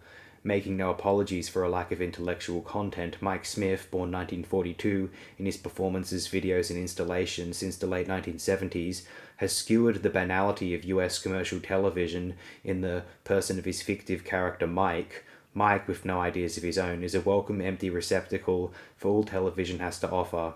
Smith created numerous performance comedies, showcasing his deadpan conceptual humor in works such as Down in the Rec Room 1979, Secret Horror 1980, and Mike Builds a Shelter 1985.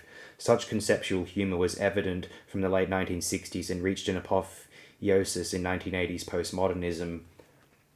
While scholars still argue over definitions of postmodernism, certain trends in the practice of artists help us to define it.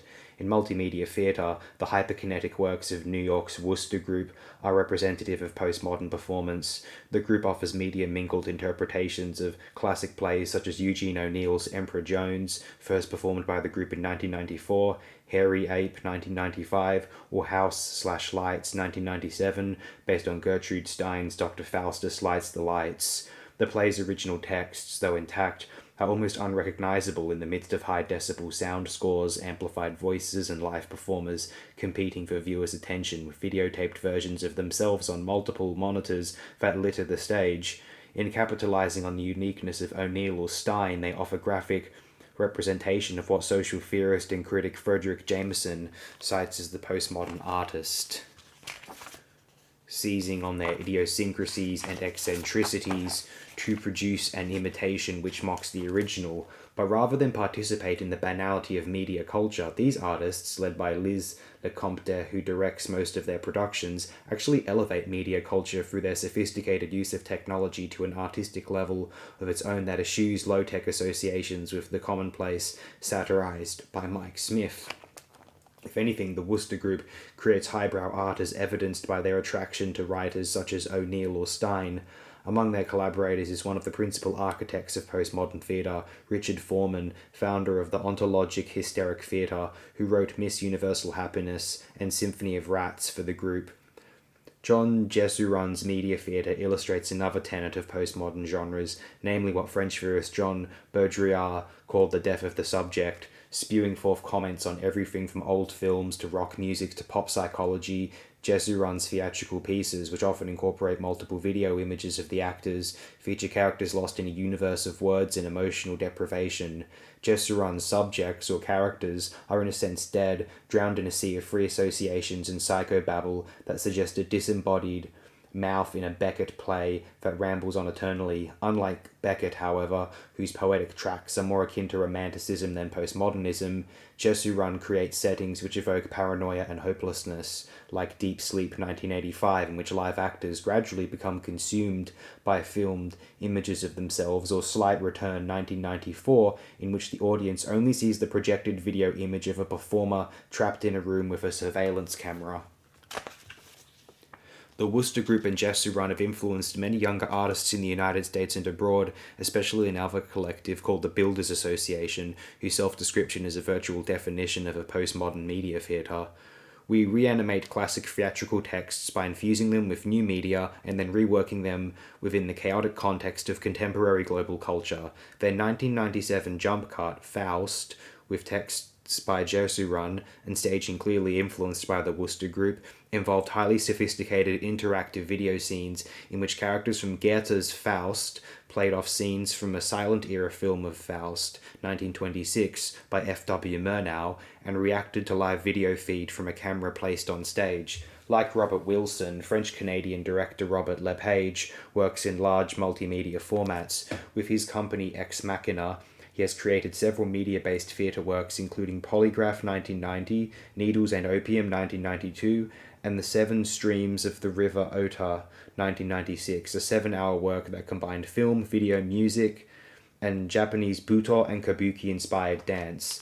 The Elegy for the 20th Century was inspired by his visit to Hiroshima. It is a complex work which collapses time by weaving together lives of people who experienced the Holocaust, the bombing of Hiroshima, and the AIDS epidemic. The theatre is implicitly linked to technology, Lepage has said. There is a poetry in technology, but we try to use it in a way that does not eclipse the action on stage. La Fura dels Baus, the international performance group founded in Barcelona in 1979, confronted media head-on in their phantasmagoric Fausto version 3.0, 1998, bloodied bodies and hellfire projected onto huge screens and actors swinging from the ceiling or floating through the air in water-filled mechanized wombs made boldly graphic representations to illustrate Goethe's tale of the pact between a man and the devil. Lepage states that he was influenced by the improvisatory working methods of British theatre director Peter Brook, born 1925, whose Paris-based international company has created works often based on literary and classic sources, e.g. the Mahabharata, a 9-hour epic developed over several years in the 1980s. Although Brook was also a film director early in his career, he is not associated with media. Nonetheless, he made significant use of large format live video in his 1992 production The Man Who, based on Oliver Sacks' book The Man Who Mistook His Wife for a Hat, about a man with brain damage. Several other experimental theatre companies that often use media in their work include groups like Squat Theatre, founded in Czechoslovakia, Japan's Dumb Type, Impossible Theatre, a 1980s American collective whose use of sophisticated media methods in productions like Social Amnesia 1986 was intended as a critique of technology, and companies associated with alternative performance spaces like La Mama ETC in New York, for which artists like Ping Chong, trained in film and dance, and the author of this book, who trained in theatre and photography, use media as poetic elements in abstract works that combine music, dance, and texts in imagistic visual environments.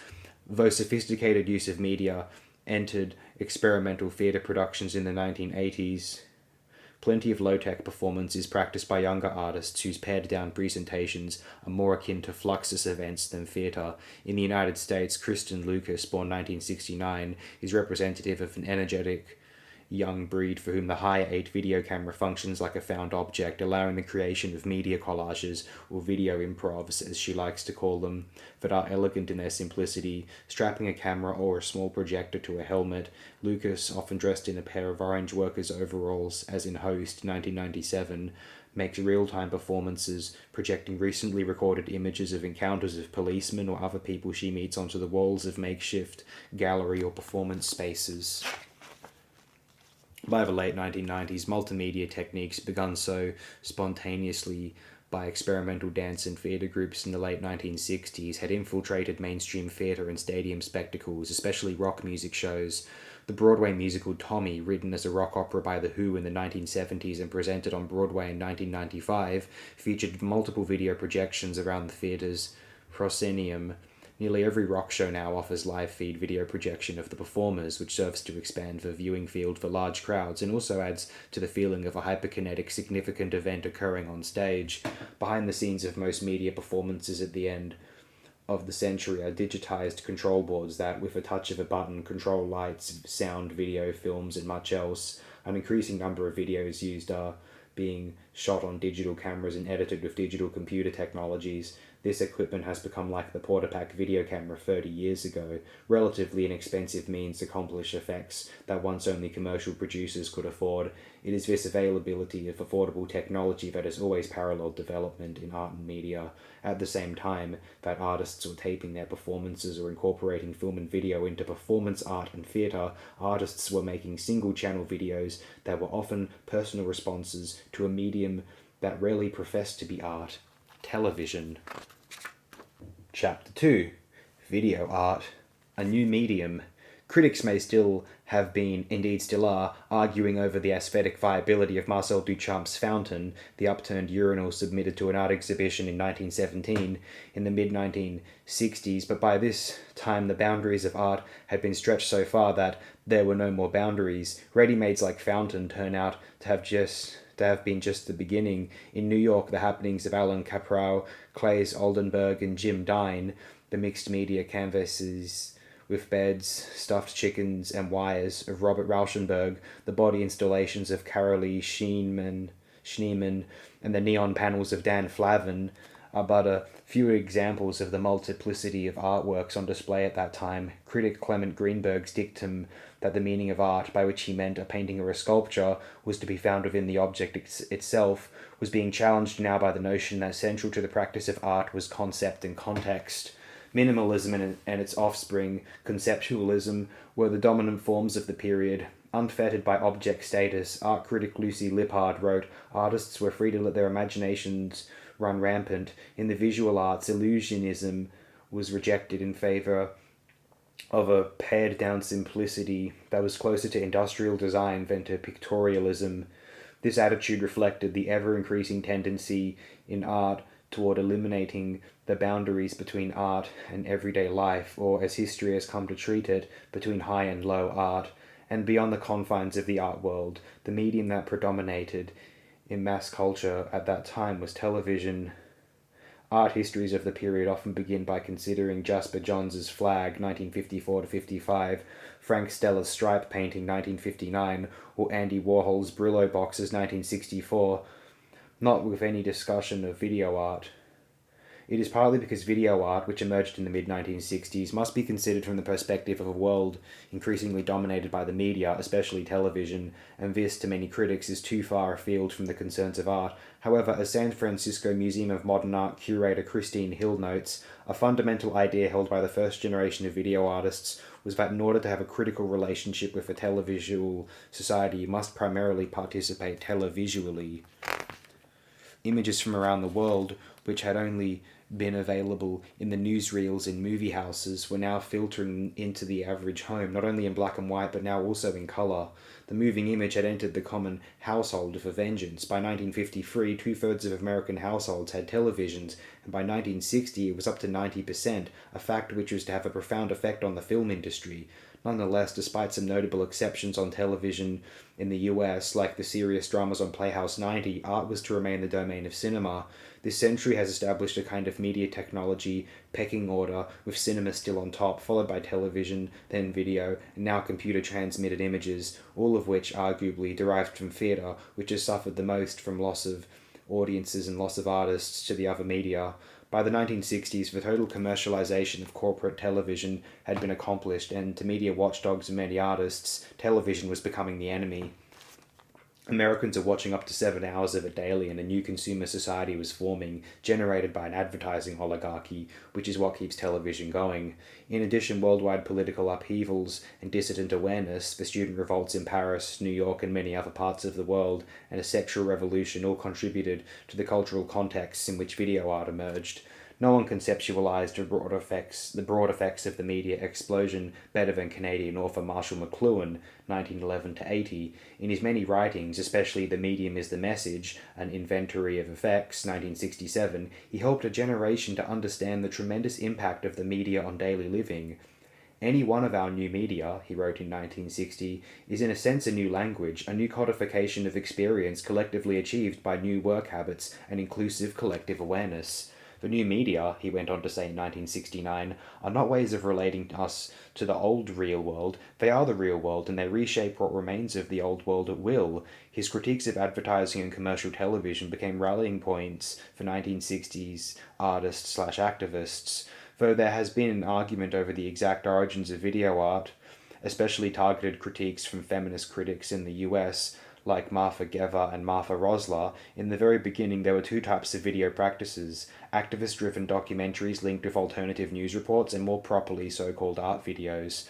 Among the former camp are the political activities of so-called guerrilla videographers like the Canadian-born Les Levine, born 1935, and US artist Frank Gillette, born 1941, who forced their way into political conventions and other newsworthy events without the proper credentials customary to news media. Levine was one of the first artists to use half-inch video equipment when it became available in 1965. Bum explored the street life of the down-and-out occupants of New York's so-called Skid Row on the Lower East Side. In 1968, Gillette also took to the streets, taping a 5-hour documentary on hippies who congregated around St. Mark's Place, the main thoroughfare on the Lower East Side in New York. Both Levine and Gillette utilized a gritty, you-are-there improvisational style of filming, which did not place any preconceived artistic or directorial overlay on the material. The subjects were starkly presented and were in no way artistic. In the US, video collectives also sprang up quickly, spearheaded by groups such as Video Freaks, Rain Dance Corporation, Paper Tiger Television in New York, and Ant Farm in San Francisco. Strongly influenced by French and American cinema verite filmmakers who preceded them by 10 years, these early video users were adapting a style that was soon to be very appealing to mainstream television stations in their on-the-spot news coverage.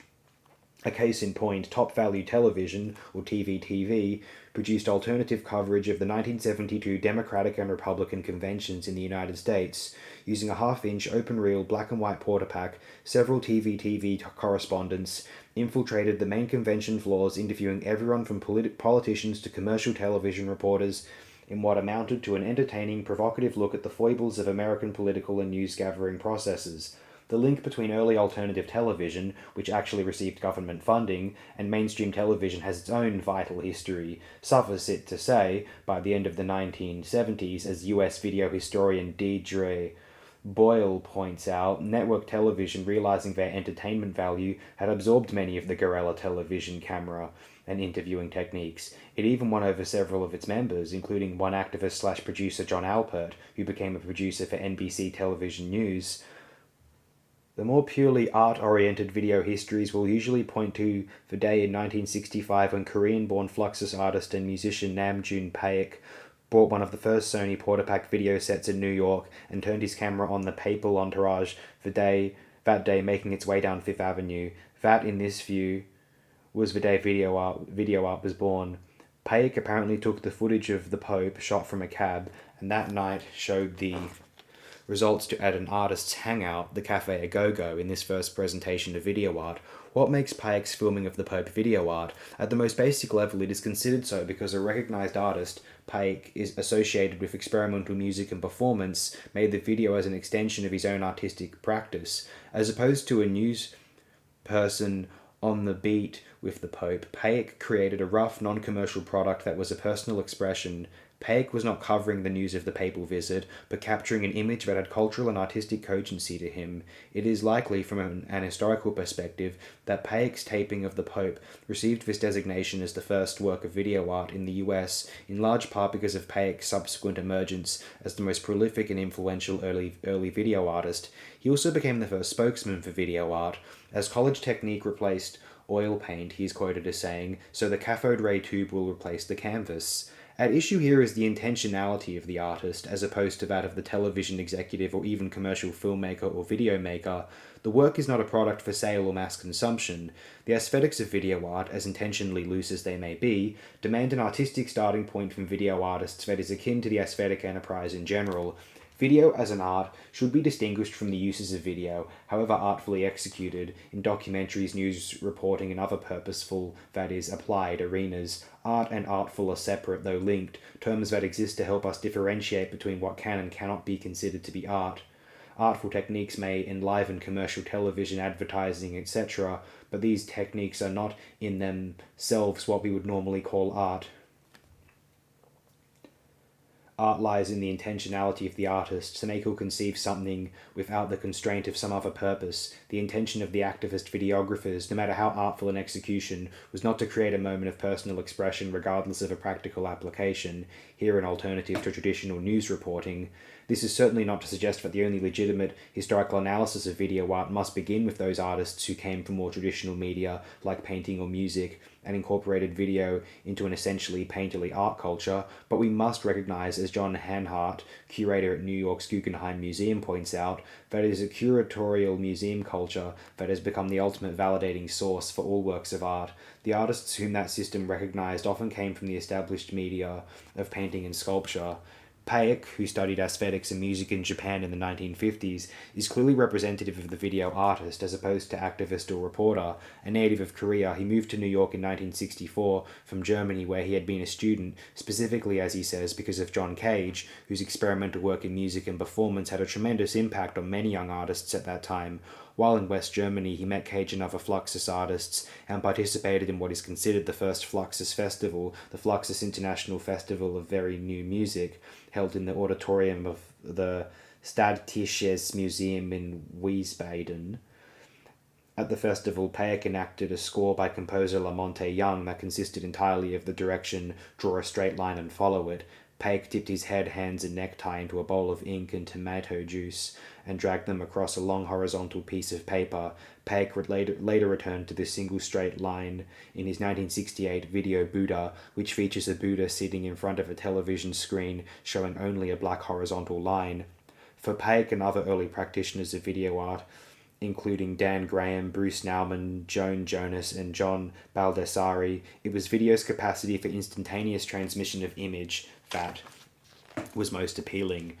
In addition to its relative affordability, for these artists, all of whom were preoccupied with themes concerning time and often memory as well, the spontaneity and instantaneity of video were crucial.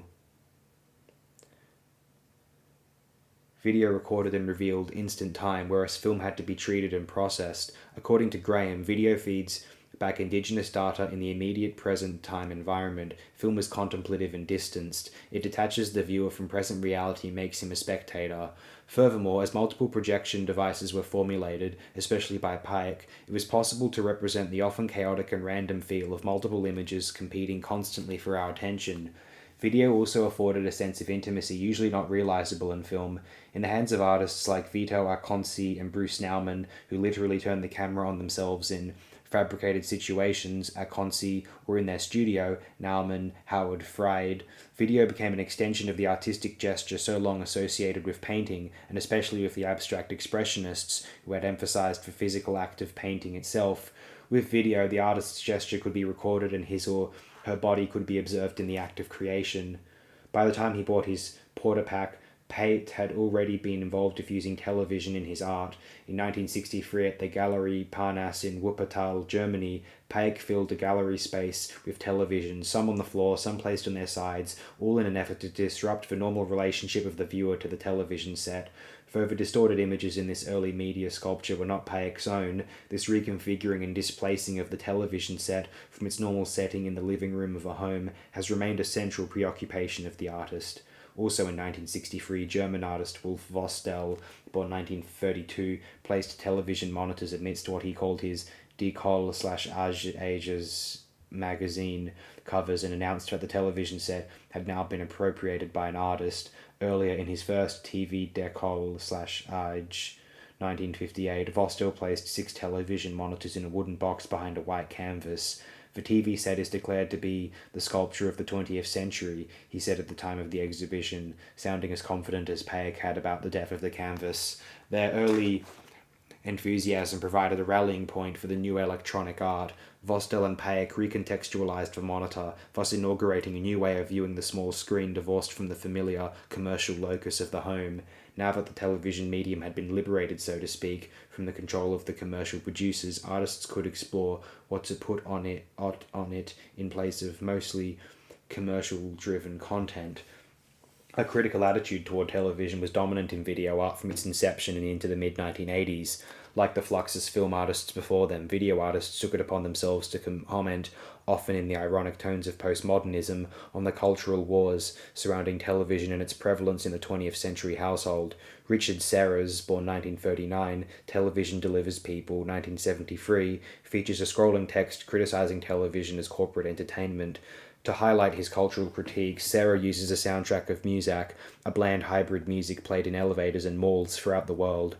In a series of tapes from the early 1970s, including studies in black and white videotape 1, 1971, Talk Out, 1972, and Street Sentences, 1972, US artist and critic Douglas Davis, born 1933, received assumptions of television's use of time and space by breaking the fourth wall and addressing the viewer directly.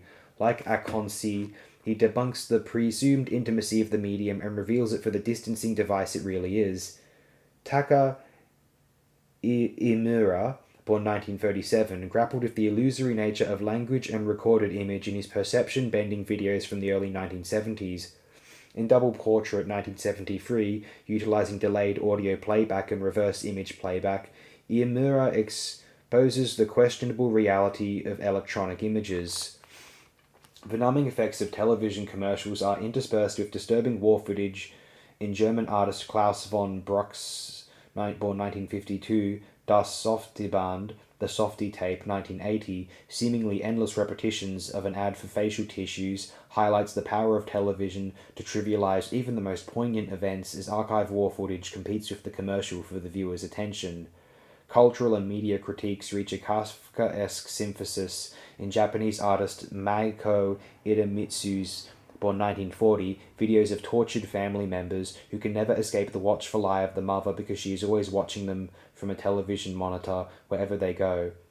Idemitsu reflects the corseted nature of Japanese life through the melodramas of television soap operas which play continuously in the background of her psychological narratives, such as Hideo, It's Me, Mama, 1983, and in the trilogy Great Mother, 1983-84.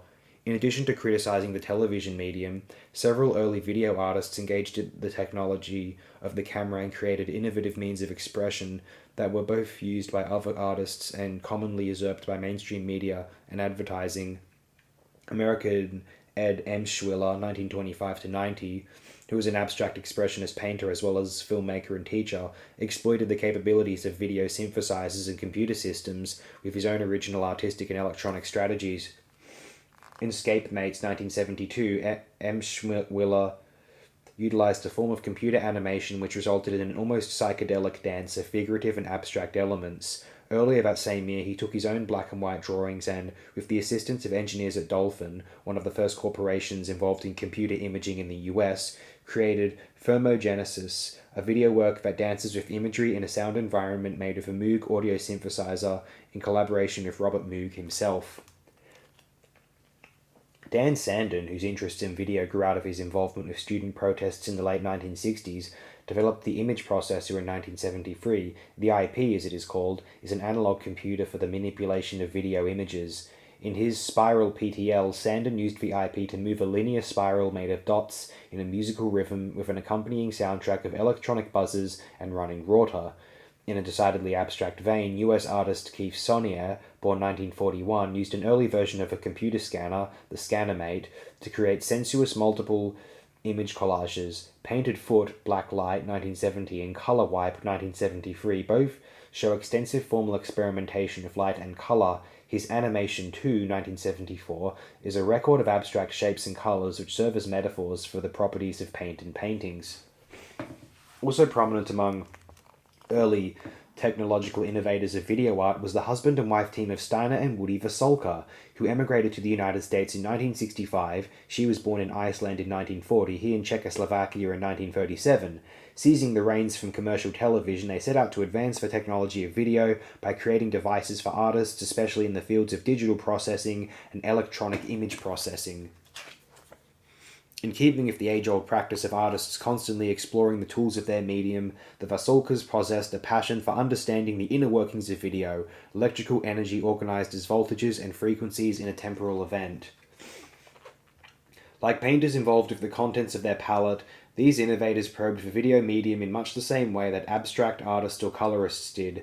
Distinguishing themselves from the electrical engineers of commercial television, they were interested in the mechanisms of video as they function artistically, not how they can enhance the transmission of images of a commercial product.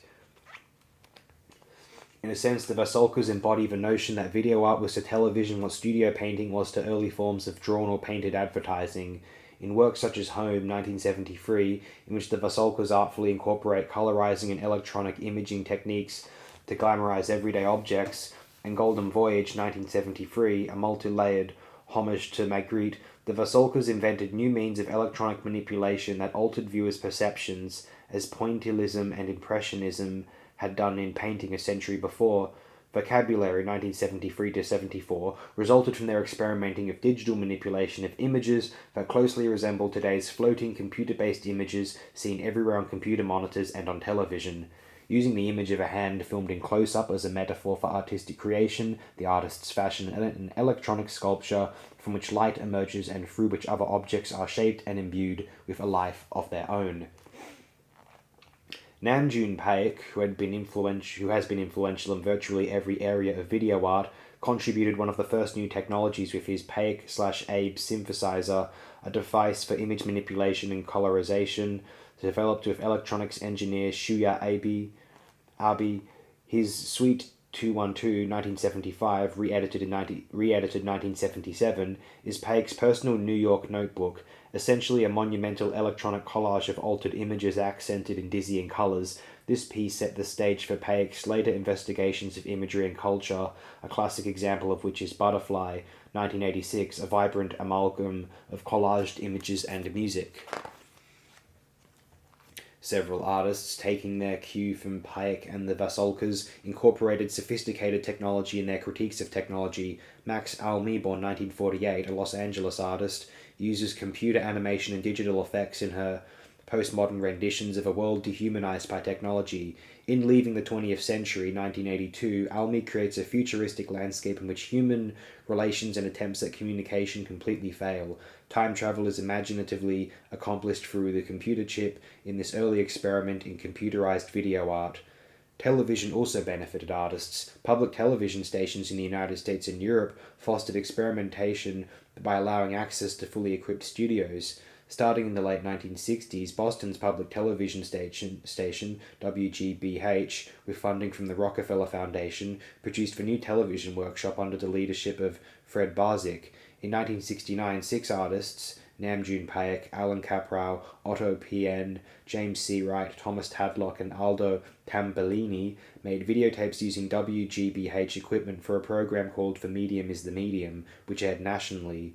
This was the widest exposure the new practice of video art had yet received. Robert Zagone, working at public television station KQED in San Francisco, created eerie disintegration of abstract forms through multiple camera feedback techniques in video space. 1968. He also replicated a dream state in his multi-layered tape of a dancer, Untitled, 1968, which resembles an updated and animated version of a Maya-bridge chronograph. Swedish artists Tur Scholander, Lars Weck, and Bengt Modin produced Monument 1967, a program for experimental television which combined pre-recorded film, slides, and videotapes in a process that distorted images during the transmission of the image from the tape to the television. After seeing these for the first time, historian Gene Youngblood said, "We see the Beatles, Charlie Chaplin, Picasso, the Mona Lisa, the King of Sweden, and other famous figures distorted with a kind of insane electronic disease." Peter de Agostino's, born 1945, Teletapes, 1981, produced by the influential television laboratory at New York's public television station WNET, incorporates card games, tricks, and a broad assortment of television effects to confront the viewer with experiential reality and television reality. Conceptual video. Some other early explorations in video art came from artists who were already practicing their own forms of conceptual and minimal art, mingled with the strong influence of performance art. Much of early video art can in fact be seen on one level as the recording of a performance or what came to be dubbed performative actions. John Baldessari, born 1931, a California conceptual artist who used photography and language in his work of the early 1960s, made a series of roughly shot but conceptually rigorous black and white videos, many of them in 1971. In I Am Making Art, Baldessari films himself in his familiar disheveled state, dressed in white, standing in front of a white brick wall. As he makes small, discrete movements, decidedly unchoreographed, he repeats over and over the words of the title. For almost 20 minutes he allows one gesture to lead to another as he systematically debunks all the pretenses of high art, such as abstract expressionism, and even some of the low art of 1960s performance. Another California artist associated with conceptualism is Howard Fried, born 1946, whose Inside the Harlequin series, 1971, anticipated the work of Matthew Barney 20 years later. In this series, presented in multi-screen projections, Fried scales the walls of his studio with the help of suspension wires and harnesses. He presents the studio as a place to be entered fully and conquered. Vito Acconci, in addition to the performative works discussed in the previous chapter, explored the place of the body in art and life in several black and white single-channel video works in 1971. Isolated inside a box or in the corner of a room, Acconci focused the camera on himself and, in direct address, engaged the viewer in psychological word games that probe the relationship of the viewer, or the voyeur, to the subject being watched. He thus manufactures and reflects the medium's false sense of intimacy. In Theme Song 1973, Acconci lies on the floor, just inches from the camera, in front of a black and white striped couch, and attempts to seduce the viewer to join him. "I want you inside me," he pleads repeatedly as he smokes an endless cigarette and shifts position on the floor. In Filler 1971, on the floor inside a cardboard box and facing the camera, Acconci coughs at odd intervals, suggesting a pathetic come-on. Intentionally or not, Acconci's narcissistic video performances are a perfect foil for those obsessed with celebrity whose habits are fed by tabloid television. If Acconci revealed the false intimacy of the televised image from a male perspective, in the 1970s several female artists drew attention to the representation of women common in television, films, and pornography. A commonly heard battle cry, "the personal is political," resulted in opening artistic discourse more broadly to include female perspectives. Issues of gender, sexuality, homosexual and heterosexual, and the role of women in art and society became ubiquitous in art. Known for her performance work, Joan Jonas's, born 1936, large body of video work has come to define the medium in its complexity. Vertical roll, 1972, which refers to an interrupted electronic signal that causes a televised image to keep rolling incessantly on the screen, utilizes the power of repetition, so often seen in choreography and in minimal sculpture, to fragment and disorient perceptions of the female body. As Jonas is filmed, now as a belly dancer, now as a 1930s movie star, her image is ripped from view by the unrelenting electronic roll. Throughout she bangs a spoon, a simple metaphor for domestic life, against what seems like the front of the camera, to further disorient the viewer and convey the rage she feels. In a more whimsical mode, in Left Side, Right Side, 1972, Jonas performs tricks with the camera and a mirror, further to confuse the perception of left and right when looking at a reverse image. Jonas exaggerates this dilemma, repeating all the while, "This is my left side, this is my right side," until the viewer can no longer tell which is actually her left or her right side. Like Consi, she turns the medium on itself by confusing conventional perspective, at the same time creating a striking personal feminist landscape by using her own body in ways the female body was rarely seen in conventional media. Working with video, she says, enabled me to develop my own language, a poetic language. Video was something for me to climb into and explore as a spatial element and with myself inside of it. German-born artist Hannah Wilke 1940 to 1993, also explored the dynamics of the artist and her body in relation to conventional portrayals of women, as in Gestures, 1973. In this work, she focuses the camera close up on her face and engages in sexually suggestive gestures involving her fingers and her tongue. Gradually, these gestures become grotesque as she distorts her face, thus demystifying the female body as portrayed on screen. In a similar vein, the American artist Linda Benglis, born 1941, in Now 1973, projected pre-recorded images of herself in facial close-up and performed in real time for the camera, interacting with her own image, exploring the possibilities of this new medium even as she engaged in a criticism of the use of the medium to degrade the female body. Dara Birnbaum, born 1946, in her technology transformation Wonder Woman 1978-79, manipulated images from a popular 1970s US television show, Wonder Woman, and countered the myth of woman as beautifully chiseled miracle worker and lover. Through careful editing of single images, Birnbaum has Wonder Woman spinning and whirling in an orgy of repeated and fragmented images that literally deconstruct the conventional televised myth. Often overlooked in historical surveys of feminist media art is Cuban-born Ana Mendieta, 1948-86. During her graduate training at the Intermedia Department at the University of Iowa, Mendieta created performances, videos, and films that expressed the visceral connections she felt between her own body and the earth. She would perform for the camera, distorting her body, pressed onto large pieces of glass or pouring large amounts of animal blood on herself and imprinting part of her body on paper or other surfaces. In her 1974 film Burial Pyramid, shot on desolate terrain in El Yagul, Mexico, a pile of rocks starts to move as if being shaken by an earthquake. As the rocks become displaced, Mendieta appears, lying naked on her back underneath them, shifting them with the movements of her body. These performative videotapes, begun in 1972, are collected in the series Body Tracks, 1974. Exploration of the body were not limited to women artists, however. The American Chris Burden's, born 1950, radical explorations of the body at risk subverted any high art notions of the artistic work process.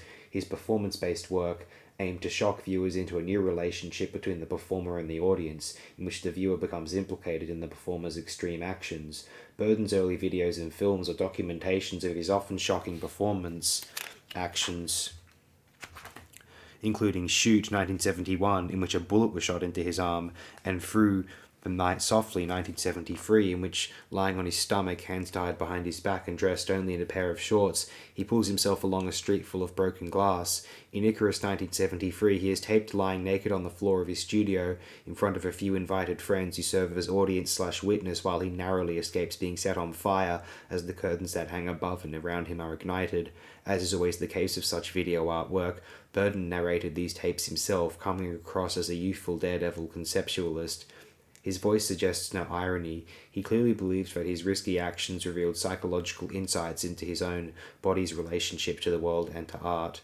Other early practitioners of video art who explored personal and spatial identity through video performance include Peter Campus, born 1937, whose Dynamic Field series, 1971, features the artist in his studio engaging in a set of self-imposed feats of endurance, like climbing a rope, while the camera engages him from so many different angles that the viewer is never sure what is real or imaginary. His Free Transitions, 1973, is considered a classic tape, using the video medium as a metaphor for the internal and external selves. Campus creates illustrations of transformation in which he appears to be stabbing himself in the back, erasing the surface of his face, or climbing through his own ruptured back.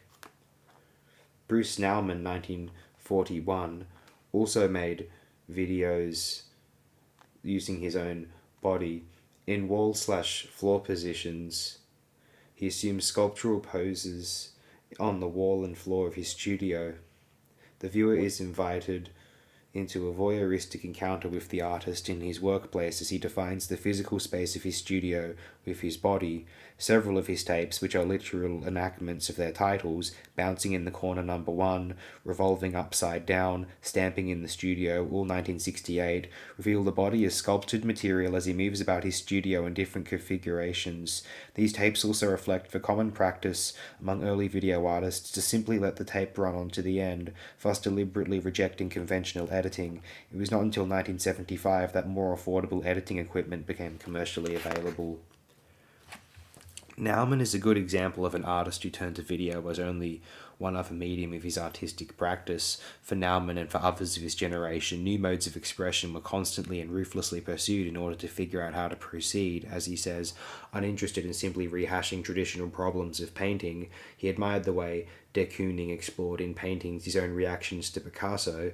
Nauman was interested in what art can be, not just what painting can be. The materials, therefore, were at once unimportant and all-important. In fact, there were no limitations on what could be used to make art. Yielding to the more humorous side of self-exploration in the studio while capturing the exuberance of a newly developing medium was the American William Wegman, born 1943, who has become known for his funny and touching photographs of his pet dogs. Wegman began videotaping his dog, Man Ray, in the late 1960s, producing an early body of work, ironic in its juxtapositions of the dog's movements with Wegman's textual overlays on life and art. In selected works, Reel 6, 1975, Man Ray and another dog become fixated on an off-camera object that makes the two-seated dogs move their heads from side to side in a synchronized rhythm that mimics the crowd at a tennis match. Wegman often invokes the history of modern art in his work. In Split Sandwich 1970, he appears in drag in one sequence like Duchamp as his invented character Rose Selave, and his Man Ray 1978 is a biography of the artist Man Ray as played by Wegman's pet dog of the same name. Other significant early video artists used the medium as a form of diary. Andy Warhol, who bought a Sony Portapak in 1970, began shooting his factory diaries, which recorded hundreds of hours of activity in his studio through 1976. Juan Downey, born 1940, a Chilean artist who has lived in New York for many years, uses video in his self-exploration as an artist who chose cultural discontinuity as a way of life. In Moving 1974, Downey, accompanied by his Portapak camera, traveled across the United States and through into South America, Peru, Bolivia, down to the southern tip of his native Chile, all the while creating a video diary of his attempt to recover his lost self. Several other artists in the 1970s reflected conceptualism's use of language in their videotapes. Gary Hill, born 1951, who began working in video in 1973, uses language and text as integral a fashion as others use music in video art. In Electronic Linguistics 1977, he attempts to interpret the shape of an electronic sound visually by picturing in fast succession moving electronically generated shapes, lines, curves on the screen. Hill sees the image as a language that he is continuously reinventing through the medium of video art. Hill also provides a useful link to the second generation of video artists who have come of age since the mid-1980s. As artists rapidly accustom themselves to the availability of ever more affordable cameras, especially color cameras, and processing techniques, the art of video progressed from what had been an art that reacted to television or that merely translated trends in visual art to the video medium, conceptualism, body art, process art, and began taking on its own identity. Artists emerged who were or became primarily video artists, not sculptors, photographers, or painters who dabbled in video, the way, say, Serra or Baldassari had. Although Hill had been a sculptor, his conversion to video was a complete move. His sculptural influences remain evident in his video installations, but his primary explorations have remained in the realm of electronic art. Ken Feingold's born 1952 career in electronic art began in video and continues in sophisticated computer-based work, while Hill's imagery often derives from the philosophical writings of Ludwig Wittgenstein. Feingold's videos from the early 1980s, Water Pooling from One World to Another, 1980, Purely Human Sleep, 1980, and Allegory of Oblivion, 1981, reflected his interests in Lacanian psychoanalysis and semiotics, emphasizing a certain intimacy between language and image, the self and the other, whether real or imagined. Feingold used language symbols to portray postmodern existence as a world fractured by philosophy, the news, and art. Intellectual explorations of language, sound, and image, so favoured by filmmaker John Luke Goddard beginning in the 1960s, are also reflected in the work of Robert Cahen, born 1945, one of France's most influential video artists. His affinity with Goddard is evident in tapes like Juste les Temps, 1983, and Boulez Réponses, 1985. In the former, Cahen creates an abstract landscape of multiple images that appear and disappear through the window of the train in which his female protagonist is sitting. In Boulez Réponses, Cahen applies electronic processing techniques to engulf a musical composition by Pierre Boulez in images of water, sky, and trees. Video artists of the 1980s and 1990s have largely, though not exclusively, turned their attention to personal narratives that reflect a quest for identity, particularly cultural or sexual, and political freedom. These developments are often expressive of economic realities. Western European, North American, and some Japanese artists, living in a time of relative peace and economic prosperity, from which some artists feel excluded, have turned to video to communicate their intense desire to achieve personal or social equality in the case of women and sexual and racial minorities, whereas in the East, including Eastern Europe and the Middle and Far East, political struggle remains at the forefront of artistic and economic preoccupation. Partly for economic reasons, but largely due to artistic differences, video art did not catch on in the former Soviet Union until the 1990s, after the fall of communism. Bulat Galeyev, a founder of the art and technology group SKB Promotai, has said that video was not considered art in the Soviet Union. It is also likely that potential surveillance uses of video kept the form dormant in Russia during the Soviet era. Galeyev's group did, however, experiment with the use of the television monitor in a series of works called Electronic Painter, 1975-80. These involved programming images of color through electronic generators placed inside the monitor. Their Space Sonata 1981 is an abstract exploration of the body in an outer space context. In Hungary, beginning in 1988, Peter Forgax created a record of life under Stalin in private Hungary, the Bartos family, using footage shot by Zoltan Bartos, the eldest son. In the slowly emerging video art of communist China, which largely takes the form of documentary, artists like Ma Liu-ming, Li Yongbin, and Wang Jin-song explore the individual in a country where anonymity has been rewarded over declarations of the self. Xi Jian and Chen Zhu's Tiananmen Square, 1991, a series of tapes filmed in the neighborhoods around the square in Beijing, where historic student uprisings occurred in 1989, were banned by the Chinese government from domestic and international distribution until 1997, when they were shown at New York's Museum of Modern Art. Personal narratives. Bill Viola, born 1951, whose video art will be discussed in greater detail in the next chapter, began his long exploration of the physical and spiritual self in his single-channel videos of the 1970s and 1980s. For Viola, perhaps more than any other video artist, video is an intensely personal medium that contains within its power a full range of expressive possibilities. Like a young painter experimenting with the feel of different paints on a canvas, Viola toyed with the electronics of a videotape recorder in his 1973 video Information. He used a technical mistake, a self-interrupting signal, to create a sequence of images he could control from the outside. Trained in music and acoustics, Viola places sound and the interplay of light and dark at the center of his art. He performed for the camera with a loudspeaker superimposed on his back, playing soul music to My Freckles, 1975, and with his own image, reflected in a coffee cup, gradually disappearing as he drank from the cup.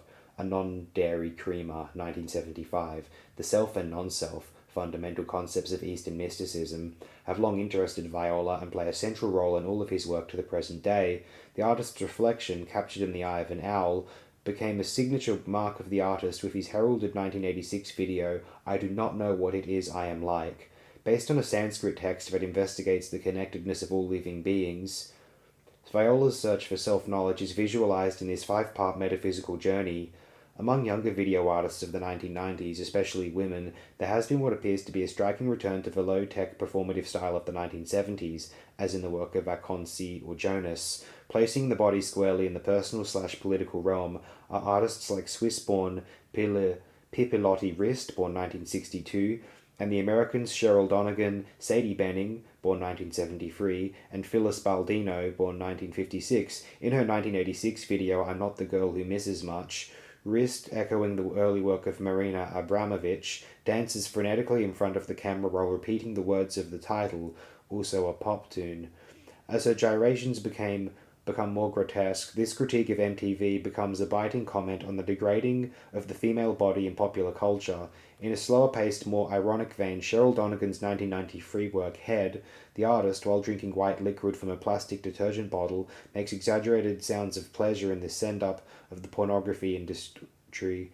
Her Line, 1996, follows the plot of Godard's film Contempt, in which a woman played by Brigitte Bardot becomes embroiled with egomaniacal film directors in a tightly composed send-up of male posturing in art.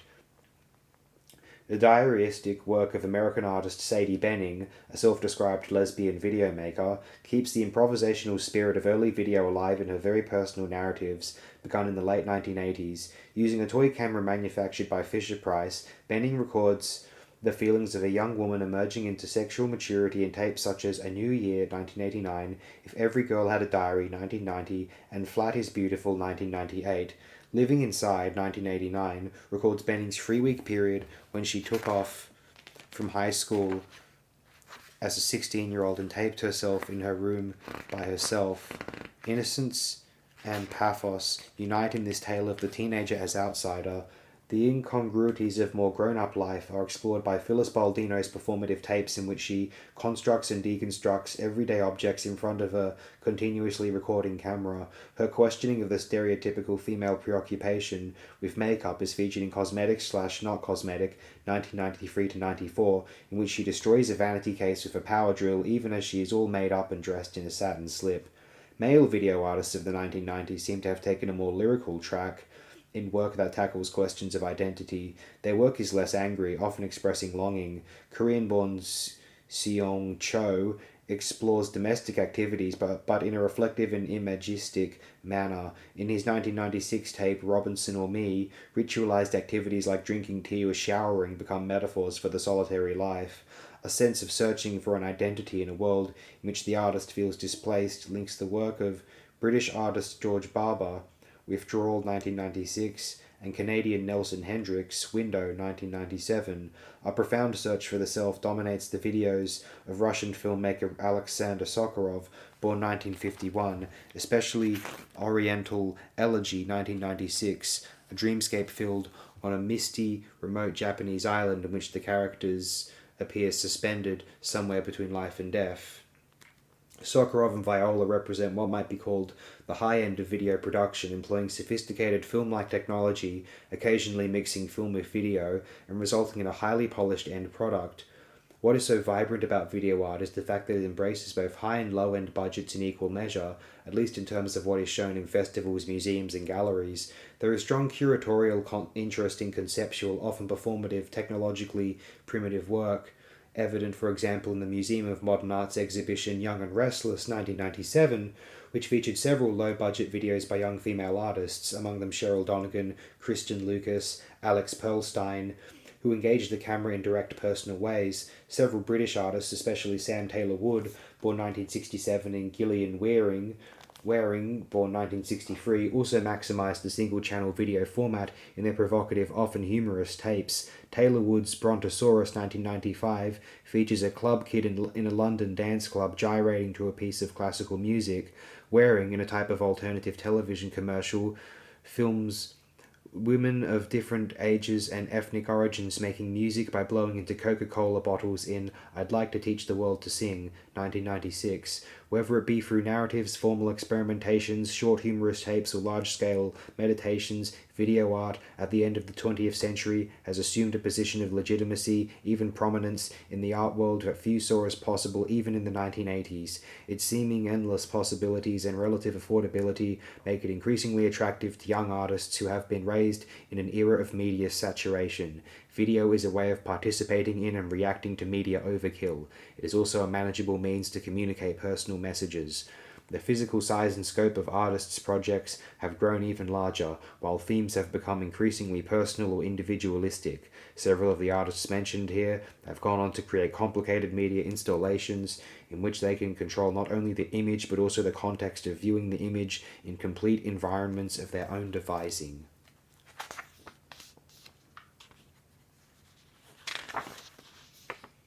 Chapter 3: Video Installation Art. Historical precedents for installation art can be traced at least as far back as painted triptychs in Renaissance churches and the establishment of museums in the West in the 18th century, as art emerged as something to be viewed by an audience beyond the confines of the home of wealthy patrons. Spaces for the showing of art developed. While one may not want to call the Eisenheim altarpiece an installation, its multiple parts placed in a public place of worship are recalled in terms of presentation in the diptychs and triptychs that are found on the walls of video projections. To present-day installation artists who are intensely conscious of their work as extensions of the self, the physical presentation and surroundings of their art have become part of the art itself. Context for these artists is paramount, and they wish to exercise control over the context by explicitly creating an environment which in its totality constitutes the art. As critic Brian O'Doherty wrote in Inside the White Cube, The Ideology of the Gallery Space, 1970, as modernism gets older, context becomes content. In a peculiar reversal, the object introduced into the gallery frames the gallery and its laws. Ironically, while much of late 20th century installation art is rooted in an anti-museum attitude characteristic of the 1960s and early 1970s, it is museums and galleries that are the primary locus for such art. This context art, as we might call it, itself needs an institutional context to be seen.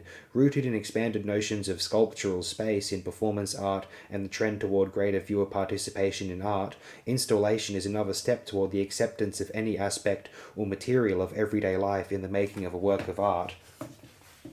Installation Art's association with sculpture has also eased its acceptance in museums and among critics. Perhaps, US critic Cynthia Chris suggests, video installations have been gracefully annexed into the lexicon of visual art criticism because of certain of their ties to sculpture and other familiar practices. In common with other types of installation art which extend the creative process beyond the studio into social space, the media installation, to use Gary Hill's sense of it, is a recognition of the space outside the monitor. Of equal importance is the extent to which installation enhances the exploration of time, a concept central to video artists. If time can be manipulated in multiple ways within the single-channel video, the possibilities are expanded dramatically in video installations which utilize several monitors or projection surfaces and often several tapes, vastly increasing the amount of imagery. Sculptural space and surveillance. Multimedia video installations appeared virtually at the same time as single-channel video art, even a little earlier. German artist Wolf Vostell's TV Der Kohl/Ages, begun in 1958, would be considered an installation today, consisting, as one did, of a group of television sets showing distorted images and arranged on furniture and desks in the window of a Parisian department store. In common with other Fluxus practices of the period, Vostell was calling into question both the materials of art and the practices of culture, in this case the ubiquitous intrusion of television into everyday life. In reflecting on his work, Vostell noted, Marcel Duchamp has declared ready-made objects as art, and the futurists declared noises as art. It is an important characteristic of my efforts and those of my colleagues to declare as art the total event comprising noise/object/movement/color/and psychology, a merging of elements about life, man, can be art. Vostell declared thus the essential underpinning of what the US critic Lucy Lippard later called the dematerialization of the object of art, work in which the material form is secondary to the notions or ideas behind the art. Rooted in this conceptual approach and incorporating the practices of performance, body art, and sound art, as well as other aspects of Fluxus, multimedia installation developed, both as a response to the inclusiveness of multiple objects and ideas into the realm of art, and a challenge to the prevailing media institutions, principally television and its bed-made advertising. This total event that Vostell spoke of, reflecting the performance influence in video art, recognized that art takes place in a context. Context quickly enough became content as sculptural effects were incorporated into the video presentation. Sculptural approaches were and continue to be utilized to dramatic effect by Nam June Paik. Paik's 1963 Wuppertal exhibition at Gallery Parnasse contained television sets on the floor of the gallery on which he projected distorted images in an attempt to disrupt the viewer's complacency in front of the television set. TV has attacked us all of our life, Paik is quoted as saying. Now we're hitting back. Paik's preoccupation of television images is visible in many of his video sculptures, from Video Jungle 1977, in which multiple television sets were arranged among jungle flora, to Electronic Superhighway, Bill Clinton Stole My Idea, Paik's massive entry in the 1993 Venice Biennale. Dozens of monitors packed the German pavilion from floor to ceiling, projecting a barrage of images from what looked like a universal databank, mundane to political, nature shots to nuclear explosions.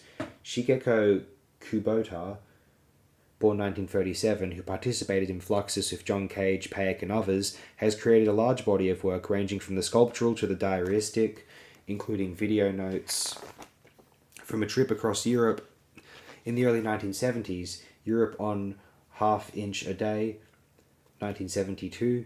She often incorporates art historical references, as in her homage to Marcel Duchamp, Nude Descending a Staircase, 1976, in which the image of a nude woman moves from screen to screen in a series of monitors configured like a staircase. Paik's influence is also evident in the work of New York artist Ray Rapp, born 1948, whose whimsical video sculptures, which often incorporate several television sets, refer to Marcel Duchamp, Richard Archschweiger, Joseph Beuys, Merritt Oppenheim, and others. In Fur Rap 1997, a video of an artist sweating is seen within a disassembled television set wrapped in fur, a take on Oppenheim's furry object. 1936.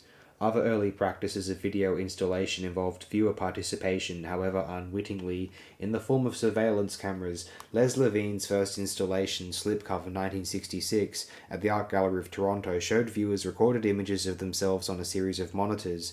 Never done before, this experience was at once eerie and exhilarating. Bruce Nauman, who, as we have seen, is another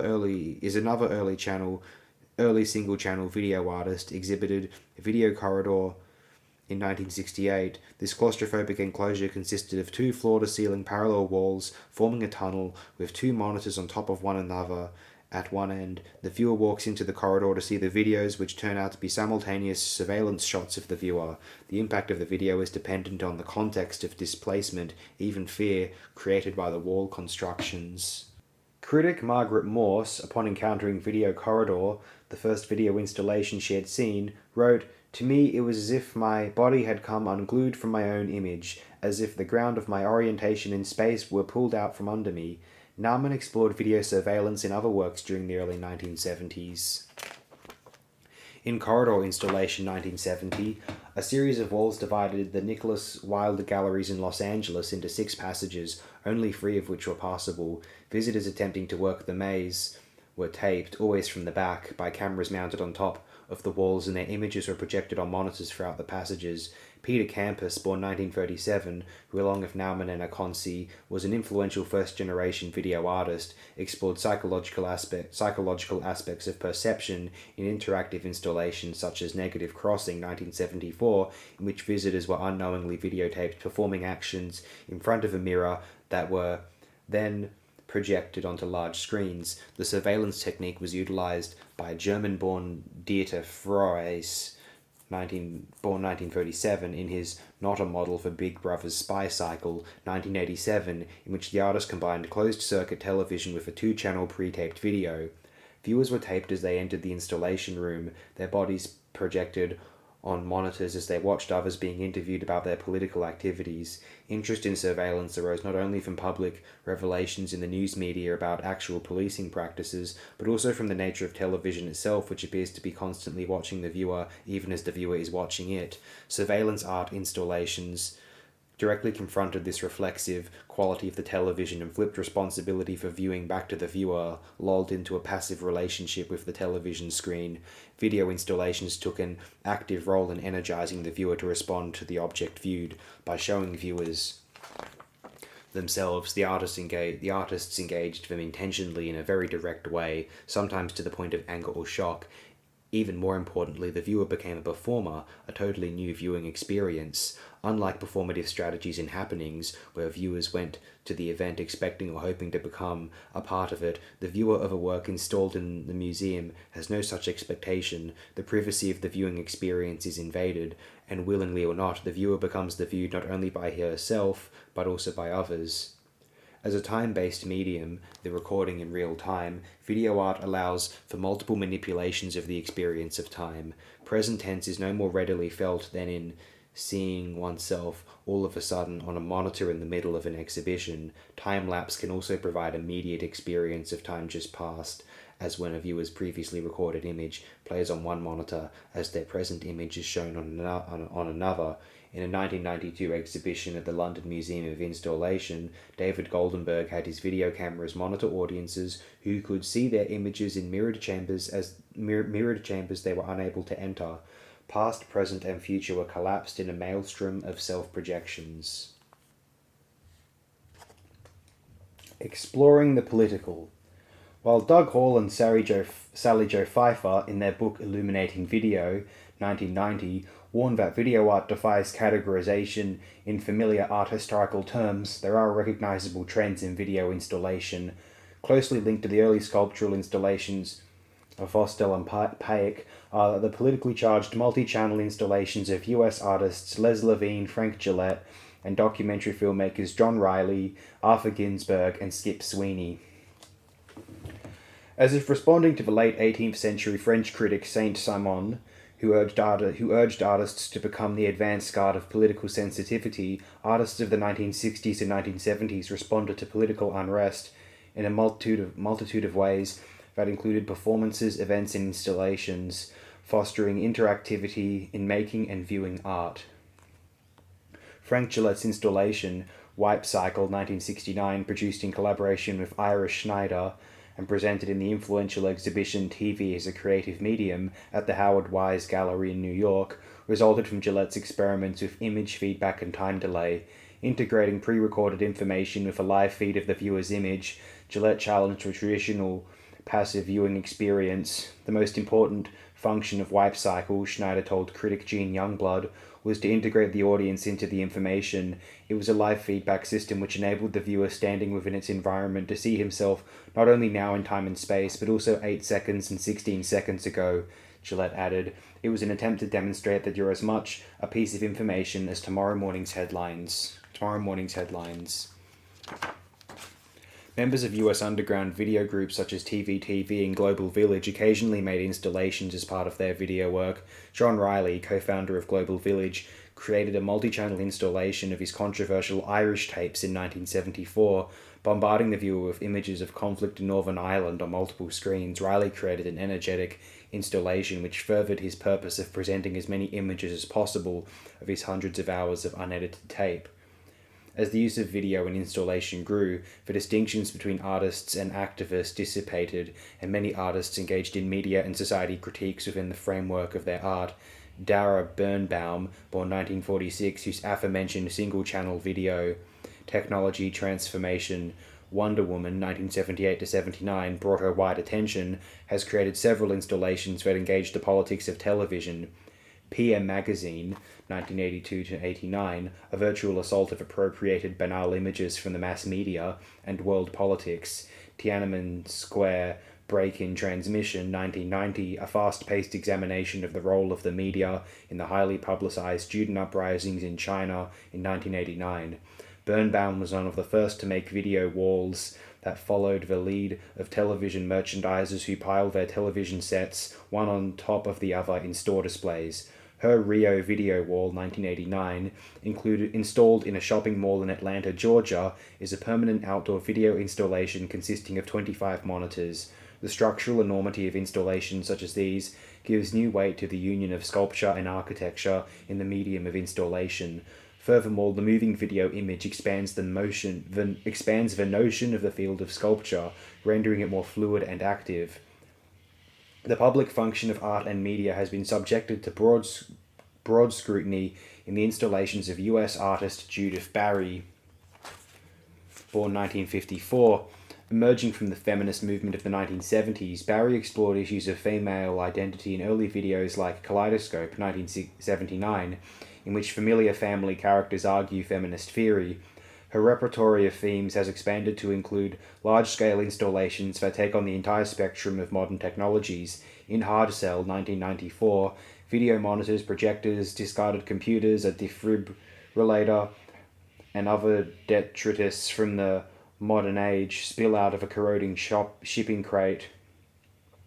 A veritable grave digger's site for old television sets was fabricated by Italy's Fabrizio Plessi, born 1940, at the 1986 Venice Biennale. In his installation Bronx, he upturned 26 televisions in rusted metal containers and plunged shovels into their screens. The shovels were in turn reflected in a projection of blue water on each of the sets. Plessy, for one, sees the portable camera as simply part of his artistic practice, like paint or wood. The TV is a material the artist submits to his poetic ideas, Plessy said in relation to his work, particularly his installation Matria Prima, 1989. A moment of pause, of thought, a silent fossil. In the end, technology ceases. Its form is no different from the form in marble. American artist Peter Fenn's, born 1950, development plan to build Albania, 1999, features numerous video monitors with live satellite broadcasts of the terrain of Albania and parts of Yugoslavia. Fenn sees his installations as workstations for a global redistribution of power and resources. The long-standing political turmoil in Northern Ireland is the subject of Irish artist Willie Doherty's installations at the end of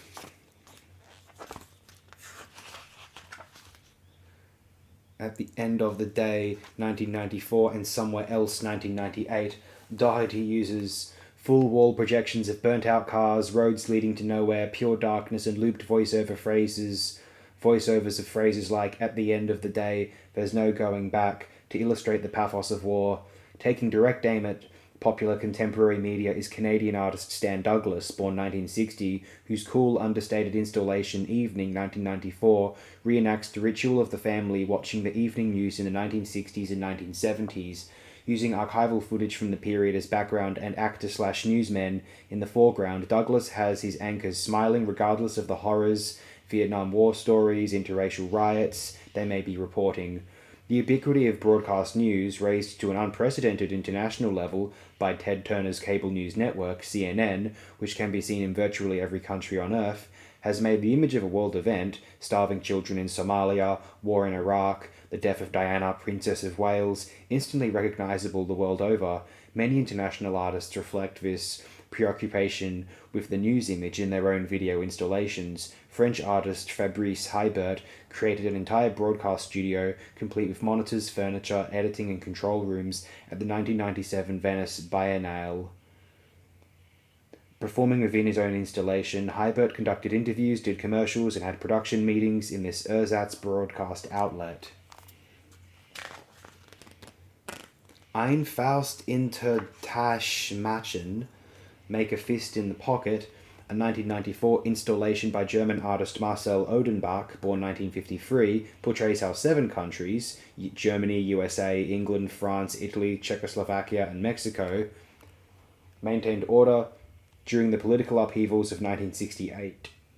7 monitors, lined up next to each other, showed period news clips from each country, intercut with archival footage of the Third Reich's burning of books. This multi-monitor strategy was used by Belgian artist Chantal Akerman, born 1950, in a video deconstruction of her 35mm film D'Est of 1993. Ackerman arranged 24 monitors in 8 groupings of free and projected fragments of her film diary of a trip through Eastern Europe, the birthplace of her parents and grandparents. Shooting from the open window of a slow-moving car, she records in dreary detail the everyday lives of people walking to work, waiting for buses, or standing in bread lines. In his ongoing video project, Xenology, Immigrant Instruments, begun in 1992, Polish-born artist Krzysztof Wodicko, born 1943, combines interviews of immigrants in different countries with images of the same people riding subways or standing in front of public buildings in their newly adopted countries. Another approach to the immigrant experience is taken by Turkish artist Sukran Aziz in her installation Reminiscences 1998. Projected on walls are videotaped interviews of people in Istanbul, New York, Paris, and other cities, while suspended from the ceiling are hundreds of minuscule speakers concealed in metal containers that project pre-recorded conversations about memory and displacement. Scottish-born artist Douglas Gordon, born 1966, re-examines archival film footage, extracting and dissecting images, often in slow motion, and in the process reveals psychological and socio-cultural aspects of history. His hysterical 1995 recycled a turn-of-the-century medical film in which a masked woman apparently suffering from hysteria was maltreated by doctors supposedly engaged in a cure. In Through the Looking Glass 1999, he excerpts a 71-second scene from Martin Scorsese's film Taxi Driver, in which the lead character talks to himself in the mirror and rehearses a confrontation with some unnamed enemy. In Gordon's installation, projected on opposite walls of a gallery space, the same character, Travis Bickle, played by Robert De Niro, repeats "You talking to me" as he slips an automatic pistol from under his shirt and points it at the camera. The viewer feels caught in a random act of violence by an armed madman. Always one to tackle a multitude of social and critical issues in her multidisciplinary art, musician/artist Laurie Anderson tackled our relationship with modern technology in her installation Dancing in the Moonlight with Her Wigwam Hair, 1996, a video and sound installation at New York's Guggenheim Museum, which incorporated talking parrots, projected animation, telephones, a moving model airplane, and an illusionistic video of the artist in a circus of images and sounds reflecting the multiple competition for our attention in the modern world. Fluxus and pop are married here in Anderson's installation, fulfilling American art critic Thomas Hess's notion that such theatrical art requires an audience to complete it. Belgrade-born artist Marina Abramović, born 1946, presented Balkan Baroque at the 1997 Venice Biennale. A free-screen installation, accompanied by 3 large water-filled copper vessels, features Abramović on one screen delivering a lecture about rats who slaughter their own kind, as images of the artist's parents occupy the other screens. As Abramović changes from lecturer to frantic, dancing seductress, her father, who, like her mother, had been silent and motionless during the lecture, raises a gun to his head and the mother covers her eyes. Iranian Shirin Neshat, born 1956, examined her country's unbalanced treatment of men and women in Turbulent 1998. On opposite walls of a room were projected 2 videos, one of a man performing songs for an enthusiastic male audience, the other of a woman dressed in chador, her back to the camera, singing a string of notes to an empty auditorium. The notes turn into wails as her hands flail in the air. American artist Doug Aitken, born 1968, filmed the devastation from the eruption of the Soufrières volcano on the Caribbean island of Montserrat, taking his camera through what looks like a landscape destroyed by a nuclear bomb, and then presenting the footage as a multi-wall installation. He captures the silver-grey emptiness of a lifeless country. Installation has become a formidable conduit for political meaning because, by virtue of size and visual complexity, it offers a charged environment for viewers to enter. Exploring the lyrical. Like Jean Cocteau, I am a poet who also made films, wrote experimental filmmaker Stan Brakhage in 1967. Citing this remark, US critic David James maintains that avant-garde film from the 1950s and early 1960s was most commonly understood in terms appropriate to poetry. Explorations of mood through color, lingering camera shots, even fragmentation and replication of images, all, he argues, have their root in French symbolist poetry.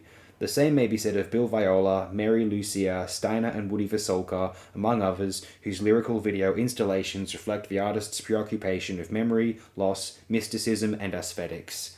The poetic ruminations of Woody and Steiner Vasolka extended to installation even before the term was widely used.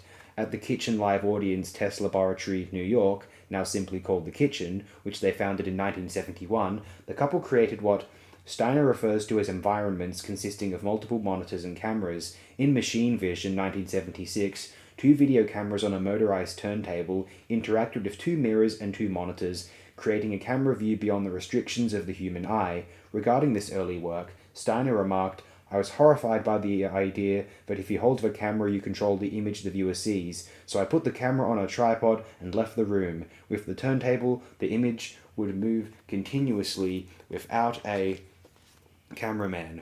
I wanted people to think of point of view, that they are in a space controlled by the machine. In time, Steiner, for many years working apart from Woody, became more lyrical in her expression. In her installation for the 1997 Venice Biennale, Orca, the Icelandic word for force, she paid homage to her birthplace. On 3 double-sided screens and carefully placed mirrors, Vasulka projected large images of rolling surf, burning lava, and all manner of birds in flight, along with an overpowering soundtrack of noises generated by each of these images. Estonian artist Jaan Tumik evokes his homeland in a similar vein in his installation The Sun Rises, the Sun Sets, 1997. Bouncing off a mirror in the bottom of a tin pan and onto a wall is the image of the sun rising over the Baltic Sea, then setting over the waters of Venice. Bill Viola's work, perhaps more than any other, represents the tendency toward the lyrical in art. Viola has been creating a wide range of single-channel and installation videos since the early 1970s. He describes his videos as visual poems in which he grapples with issues of identity and spiritual significance in the modern world. Installation has become his preferred method of presentation since the mid-1980s. His explorations of light and form, matched by his interests in spiritual source material, the Quran, Buddhist texts, and Sufi mysticism, find expression in large format projections which have been exhibited in many parts of the world. With Slowly Turning Narrative, 1992, Viola utilized a spinning, mirrored projection surface to suggest a constantly turning mind absorbed with itself. The artist intended for the room and everyone in it to become a continually shifting projection screen, encompassing images and reflections, as seen through the mind of the man represented on the turning wall. In Stations, 1994, a computer-controlled 5-channel video/sound installation, images are projected onto vertical slabs of granite and, in turn, reflected on mirrored slabs placed on the floor perpendicular to the granite ones. Bodies appear to fall through air or topple into the water in this rendition of the Stations of the Cross. Fire, Water, Breath, 1996, a 3-part installation, a section of which, titled The Messenger, was initially projected onto the ceiling of Durham Cathedral in England, features man in contact and or conflict with the 3 basic elements. A naked man is submerged in water, rises to the surface, releases a deep breath, and sinks back again. In its original setting in the church dome, viewers too are engulfed in the projected image and accompanying sounds of this ritual. In a museum context, opposite the Messenger, Viola has arranged for crossing, 2 floor-to-ceiling projections of a man gradually consumed by flames and the same man drowned by slowly accumulating drops of water. While these images may seem horrific, with Viola there is always the feeling that somehow a redemption is also taking place. Slow motion, piercingly loud sounds, rich coloration, and grand scale all contribute to a cinematic experience of man immersed in nature. Viola's 1997 retrospective at the Whitney Museum of American Art in New York demonstrated Viola's romantic kinship updated to the era of electronic art. Like pioneering video artist Nam June Paik, Viola studied music and audio design. All of his work places sound and image on equal footing. The Stopping Mind, 1991, a 4-screen installation, and the first one the visitor encountered in the Whitney retrospective, features a barely audible voice murmuring sentences about the body and loss of sensation as images, close-ups of trees, meadows, once frozen, suddenly move, then stop. Loud bursts of noise accompany the movement. This piece serves the viewer as a primer for what is to come, unexpected jolts of imagery and noise that awaken our minds to new ways of perceiving the present moment. Echoes of John Luke Goddard and Samuel Beckett are present as Viola engages one of his common themes, a single man dwarfed by the enormity of nature, a nature that can sometimes consume, as it does in The Crossing. For the mystics of old whom Viola reveres, flames and water are symbols for an all-consuming love that annihilates the old self in a new contemplative union. This is most evident in his Room for St. John of the Cross, 1983, an imagined recreation of the cell in which the 16th century Carmelite mystic was imprisoned by the Inquisition. A voice is heard reciting the saint's poems in Spanish, some of which speak of ecstatic flights of the soul out of the dark night and over snow-capped mountains. At one point, a mountain shifts violently, accompanied by a roaring sound as in an earthquake. During that same year, Viola confined himself to a room in a house where he attempted to stay awake for 3 days. The taped chronicle of this self-imposed entrapment, Reasons for Knocking at an Empty House, illustrates how harsh the passage of time can be. My work, Viola says, is centered on a process of personal discovery and realization. Video is a part of my body. It's intuitive and unconscious. Gary Hill thought of his first video installation, Hole in the Wall 1974, as a transition from sculpture to video. He taped himself knocking out the wall of a gallery and projected the tape on a monitor placed in the wall opening. Where a sculpture might have been, he placed, in his words, the video memory of a performance. From the start, Hill has been concerned with the poetics of language and image. His intellectually rigorous multiple-screen projections often make reference to semiotics, the philosophy of Ludwig Wittgenstein, French postmodern theory, and the history of cinema. Tall Ships 1992 is an interactive installation consisting of multiple projection surfaces whose images of various people are triggered by the entrance of a viewer into the installation room. As the viewer walks in, figures appear as if from nowhere, approaching him and murmuring barely perceptible sentences. Language, image, and a strong sense of the unknown is characteristic of the video installations of American artist Susan Hiller, born 1940, who has been creating video installations since 1983. Her Wild Talents, 1997, inspired by the reputed telekinetic and telepathic abilities of Polish psychic Stefan Osowiecki, incorporated fragments from American and European films from the 1960s to the present, largely from the horror genre, that featured the otherworldly powers of children. Utilizing the minimalist strategy of repetition, Hiller's installation, which wrapped around two corners of a gallery wall, created a mesmerizing ritual at the intersection of popular religious beliefs and mass media.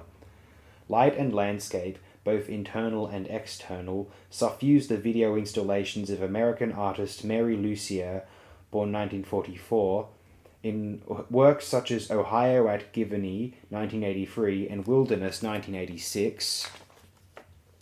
Lucier pays homage to Monet and the 19th century American Luminists. In two earlier works, Dawn Burn 1975 and Bird's Eye 1978, she pointed a laser directly at the camera's eye, burning the Vidicon tube. She then changed the focal length of the lens and moved the laser, all in an attempt to record changes in light, thus associating her technological work with the Impressionists' observations of light. Oblique House, Valdez, 1993, featured the reconfigured empty inside of a former car dealership in Rochester, New York, which Lucier turned into a plasterboard house with no windows, only monitors. For Lucier, this architectural environment was about image and sound. Outside the house is blind. Inside, television monitors provide windows which look not out to landscape, but further inward to the human soul. Exploring identities. Following the lead of early single-channel video artists, Joan Jonas, Vito Acconci, Hannah Wilke, Dara Birnbaum, video installation artists at the end of the century have used the medium for ever-deepening examinations of the self. The camera has the unique property of being a conduit for real-time images of the self. When placed in a designed environment like an installation, it has the power to present an encompassing view of the self. As Tracy Moffat, born 1960, an Australian media artist, stated rather boldly, "I am not concerned with verisimilitude. I am not concerned with capturing reality. I am concerned with creating it myself." The installation environment also allows for greater participation of the viewer in the process of completing the art object, in Duchamp's famous phrase. In many installations, the viewer actually enters the artwork in a literal sense to experience it. For artists occupied with issues of identity, this ultimate merging of viewer and viewed is especially pertinent. The collapse of boundaries also reflects certain artists influenced by the Freudian and Lacanian-inspired psychotherapeutic environment so dominant in 1970s art critical circles. Combined with conceptualism's principle that artists be responsible for the context of their art, this fed directly into the new realism of installation in which the mundane and the personal are reimagined in very direct ways. As the technical capabilities of media have expanded, the integration of different elements, sound, image, sculptural setting, in the service of the artist's telling his or her own story has become more widely practiced. To some critics as well as to some artists, this has brought the practice of art close to that of theatre. It is not surprising, however, given the influence of Fluxus performance, actions, and happenings on the development of late 20th century art, that the theatrical would be embraced in multimedia installation art, particularly in the case of those artists whose work is identifiable as lyrical and poetic, or indeed political. Trained in art and philosophy, Adrian Piper, born 1948, works at the intersection of several cogent themes in contemporary art. Gender, race, presence, absence, text, and image all are dealt with in her work, which since the late 1960s has included performance, sound, drawings, photo montage, and since the 1980s, video installations. A fair-skinned black woman whose original preoccupations were with a purely rationalistic conceptualism, Piper eventually gave up her stern sculptures for confrontative installations which offered direct challenges to viewers' prejudices.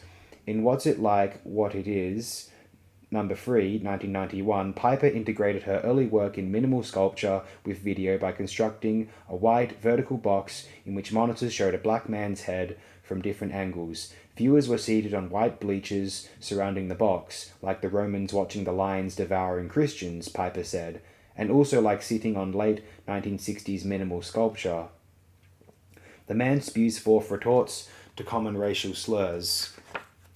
I'm not lazy, I'm not vulgar, I'm not horny, and so on. In this almost totemic installation, Piper operates on the many levels that inform her own identity: intellectual, artistic, racial, and personal.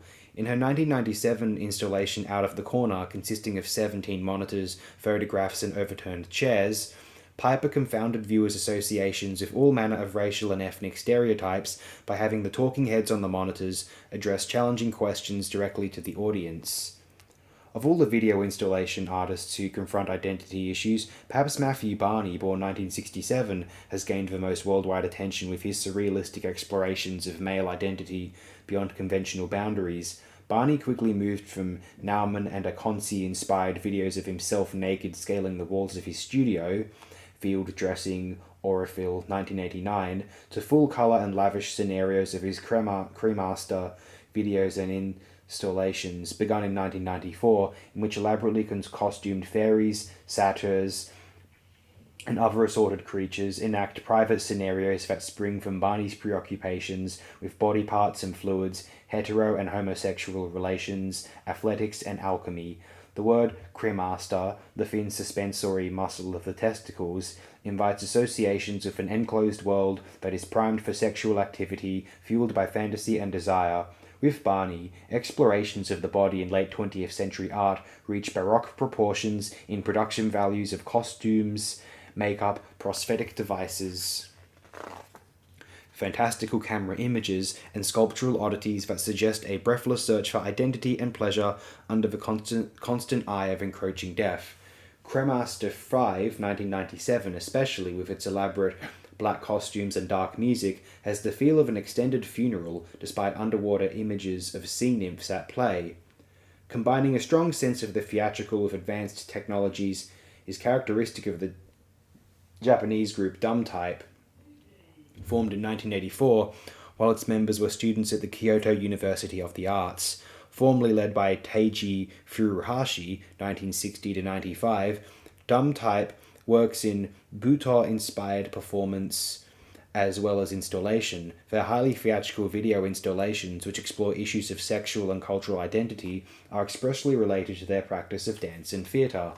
Lovers 1994, a computer-controlled 5-channel laserdisc and sound installation, features 5 naked men and women who move from wall to wall in a dance of missed connections. Phrases appear on the walls: "Love is everywhere," "Don't fuck with me, fella, use your imagination."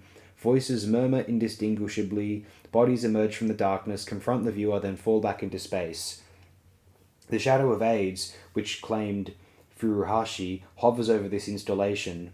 Thanks largely to technological innovations in projection devices, video installations began to assume all sizes in the late 1980s, from Tony Ausler's minuscule projections onto small suspended ovals, to Bill Viola's and Steve McQueen's monumental full-wall presentations.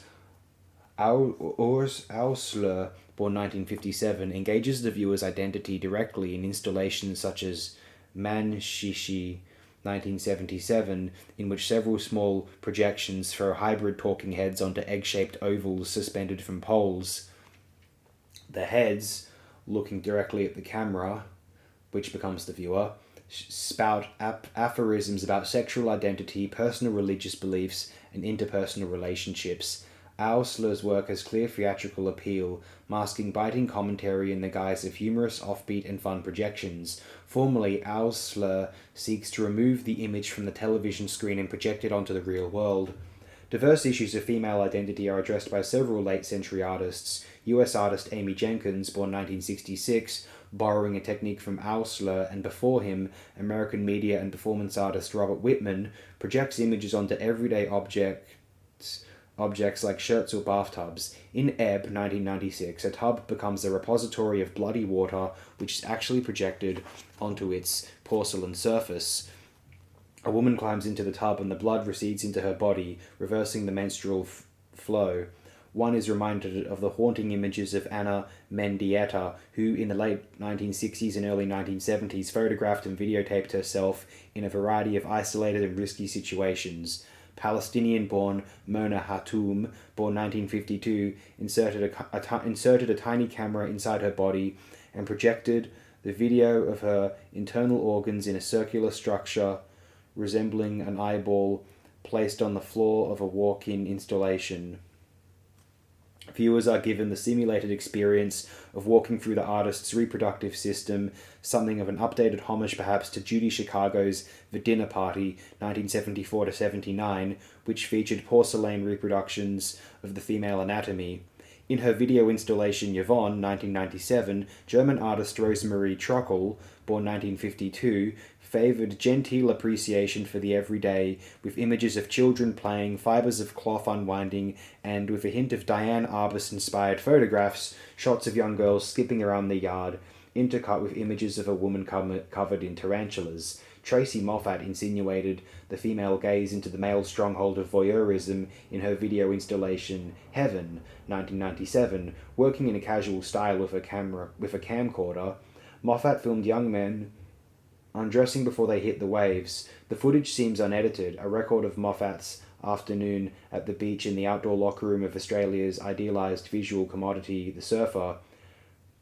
Pipolotti Rist's installation at the 1997 Venice Biennale was a large diptych, Ever is over all, which critic Marcia Vetrock referred to as a feminist Kristallnacht. On two large screens that meet at the corner of a wall, Rist juxtaposed shots of slowly changing long-stemmed red flowers with the movements of a glamorously dressed woman strutting down a street, humming to herself and smashing car windows. Rist's scenario, played out with fashionable attention to red colour patterns, extends the feminist ideology she professed earlier in the frenetic I'm Not the Girl Who Misses Much, 1986. The Scottish team of Stephanie Smith and Edward Stewart confound relations between the sexes in their installations Intercourse 1993 and Sustain 1995. Issues of domination and submission, violence and desire are explored as the couple videotape themselves caught in private rituals. A member of the new wave of young British video artists to emerge at the end of the 1990s, including Keith Piper, born 1960, and Sonia Boyce, born 1962, Steve McQueen, born 1966, has gone far to create new images for the black male in his combination video/film installations.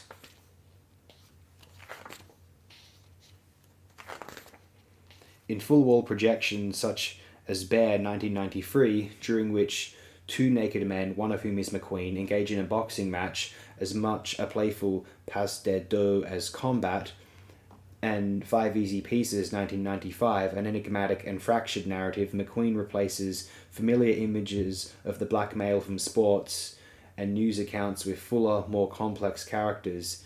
It is as if he were filling in the empty spaces in representations of the black male in contemporary media that American film historian Ed Guerrero speaks of. that nowhere zone between the glorified athlete or pop star and the nameless thug on the late night news. McQueen creates for himself a monumental persona in Deadpan, 1997, a 4-minute film in which he appropriates a slapstick moment from a Buster Keaton film, Steamboat Bill Jr., 1928, and turns it into a paean to black determination and resolve. In the mid-1990s, digital cameras became more widely available to the average user, a step some regard as the cinematization of video, accompanied by more sophisticated editing equipment, especially digital non-linear systems like Avid. Video projection attained closer links to cinema. Artists like Barney represent the trend toward mimicking the large screen viewing experience of cinema by turning to full wall or screen projections of what are essentially single-tape videos and calling this work installation, as opposed to the multi-monitor or multi-object environment commonly used in installation. Barney's Cremaster 5, in fact, was shown in a movie theatre while the installation proper, consisting largely of props and scenery from the video/film combine, was exhibited in a gallery. For other artists like Steve McQueen and Pipolotti Rist, the full-wall gallery projection of one tape at a time remains the most desirable form of display because it situates the work in an art context, even though it suggests the scale of cinema. But some artists, like Canadian conceptual artist Rodney Graham, born 1949, are already using CinemaScope cameras for short, personal narratives that are shown as installations. Graham's lush Vexation Island, created for his country's pavilion at the 1997 Venice Biennale, is a 9-minute retelling of the Robinson Crusoe story which Graham, in the manner of other conceptual artists who came to prominence in the 1970s, associates with theories on violence by French philosopher Gilles Deleuze. To the well-disposed art enthusiast, Vexation Island can be an enticing fragment, like a segment from a lengthy Pina Bausch dance or a relief from an oversized Rauschenberg canvas. Graham's careful use of familiar strategies like repetition, slow motion, and shifting perspectives remove the film from the practices of normal narrative cinema, transporting it to the company of Godard and Warhol. As cinematic production elements encroach upon video art, the aesthetic attitude that emphasizes the intention of the artist is reasserted. What separates the media artist, as defined here, from the commercial filmmaker is the intention behind the work and the intensely personal, some might say private, nature of the work which excludes it from mass consumption. As filmmaking equipment becomes more available in the future, however, it is likely, as with Super 8 film and hefty Betamax video, that film will supersede video as the choice for artists. Single-channel videos and multi-channel installations may well become artifacts of history. In order to remain viable, video artists will have to maintain their unique connection to video as an art of real time and not try to mimic the illusion of cinema. Chapter 4. Digital Art. At the end of the 20th century, it is arguable that the simplistic perception of developments in modern art in terms of movements is untenable. The use of technological developments as new media in making art, among other reasons, has made such a perception irrelevant, just as at the end of the 19th century, stages of stylistic evolution, classicism, romanticism, etc., no longer served as useful classifications and descriptions of art making. The common isms associated with the art of this century, cubism, surrealism, conceptualism, etc., which refer to intra-art practices in which one movement reacts to a previous one, have run their course, and today any description of art making that does not make room for the technological is lacking. There is no ism associated with digital art, a term that refers to computer-assisted imaging. The sometimes uneasy alliance between art and technology has come of age. The inexorable march of the world toward a digital or computerized culture has included art in its step. Digital art is a mechanized medium whose potential appears limitless. As writer and curator George Fifield expresses it, the artist's ability to effortlessly reposition and combine images, filters, and colors within the frictionless and gravity-free memory space of the computer endows them with an image-making freedom never before imagined. Walter Benjamin's essay, The Work of Art in the Age of Mechanical Reproduction, written in 1936, remains an essential reference in any attempt to develop a language that addresses issues of art in the age of technology. For Benjamin, technology, especially that of the still and moving camera, raises issues of authorship and the very uniqueness of the art object, whose aura is lost in reproduction. If an image can be reproduced easily, wherein lies the art? The issue of reproducing images via moving or still cameras has little to do with the radically new capabilities now of creating work that has no referent in a non-digital world. Indeed, that has no referent in the three-dimensional world as we know it. Reproduction is to the digital world what the hot air balloon once was to aviation. Using digital technology, artists are now able to introduce new forms of production, not reproduction. Virtual reality, for example, one of the more mystifying outgrowths of digital technology, is not a mere translating of data into life-size images that mimic reality, it is its own reality. According to architect and critic Paul Virilio, we are entering a world where there won't be one but two realities, the actual and the virtual. There is no simulation but substitution. Benjamin's point about reproducibility, prescient when he raised it in the late 1930s, concerns the aura and uniqueness of the art object and is also related to representations of space through the use of the laws of perspective, a preoccupation of artists since the 15th century. Perspective and reproducibility are, for Benjamin, concepts related to representation of the real, but there are no longer agreed notions of the real. The digital world, which goes far beyond the mere non-linearity introduced into art by cubism, is becoming a new reality for which a new critical and aesthetic language must yet be developed. Digital technology, for which the computer is the basic tool, embraces all areas of contemporary, technologically involved art, from films to photography, synthesized music, CD-ROMs, and much more. The new power that digital technology brings to the image renders it infinitely malleable. Formerly, visual information was static in the sense that the image, although editable in film or capable of being incorporated into other images in montage, was fixed. Once transferred to digital language in the computer, every element of the image can be modified. The image becomes information in the computer, and all information can be manipulated. For the first time in history, says Peter Weibel, director of the Institute for New Media at the Staatsschule in Frankfurt am Main, the image is a dynamic system. This chapter cannot address the overarching reach of digital technology into all art forms. It will attempt only to highlight those computer-based practices that various representative artists are using to make art that extends our definitions yet farther from the canvas toward worlds unimagined when the 20th century began, or even when it was half over. Such is the speed with which new forms of digital art are being created that, by the time this book is published, the work discussed may seem old-fashioned, its newsworthiness already faded. The days of manifestos and predictions are gone. Any declarations on the way things will be are outdated by the time they are printed or even emailed.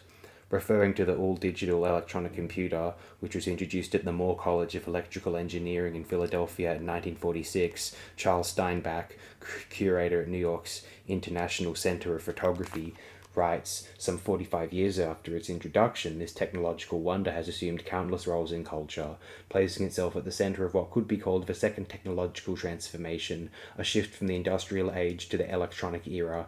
It is the fuel from the restrictions of the analog world to the speculative, seemingly limitless potential of an expanding digital universe. In art, visual literacy is no longer limited to the object. It must embrace the fluid, ever-changing universe that exists inside the computer and the new world the computer facilitates, an interactive art world that can be virtual in its reality and radically interdependent in its incorporation of the viewer into the completion of the work of art. When Duchamp suggested that the work of art depended on the viewer to complete the concept, little did he know that by the end of the century, some works of art, such as interactive films, would literally depend on the viewer, not only to complete them, but to initiate them and give them content. Interactive has emerged as the most inclusive term to describe the type of art of the digital age.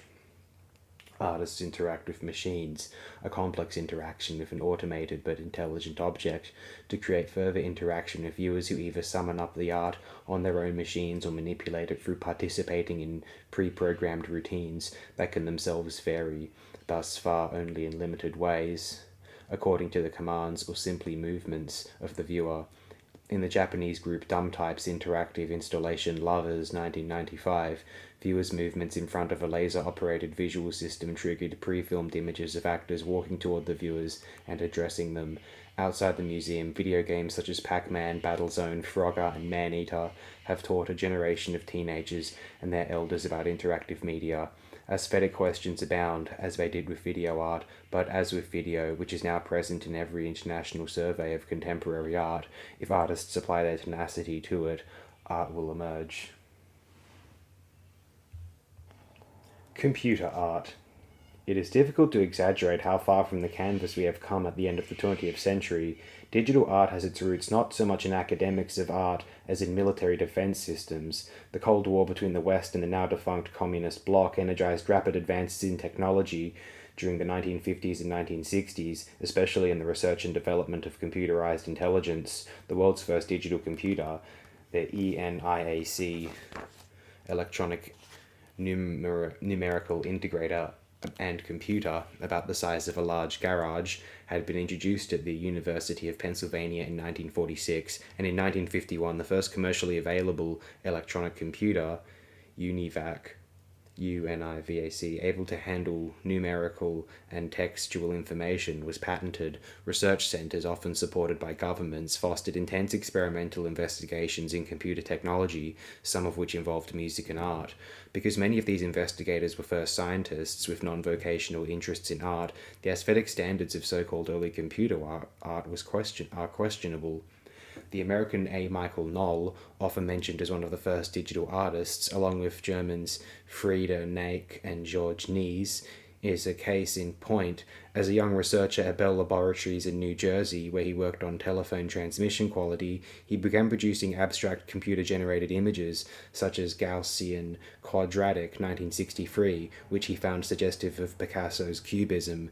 In 1965, New York's Howard Wise Gallery, in what was thought to be the first exhibition devoted to computer art, actually Nake and Nies had shown publicly a few months before at Galerie Niedlich in Stuttgart, presented computer-generated pictures which included several works by Knoll and his colleague Bela Jules.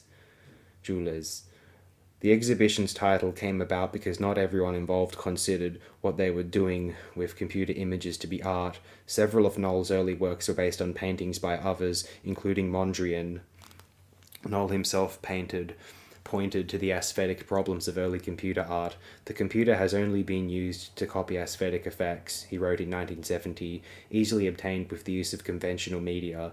The use of computers in the arts is yet to produce anything approaching entirely new aesthetic experiences. While the desire for an entirely new aesthetic experience may be an overly utopian aim, Knoll voiced a concern that endured for the first couple of decades of computer art.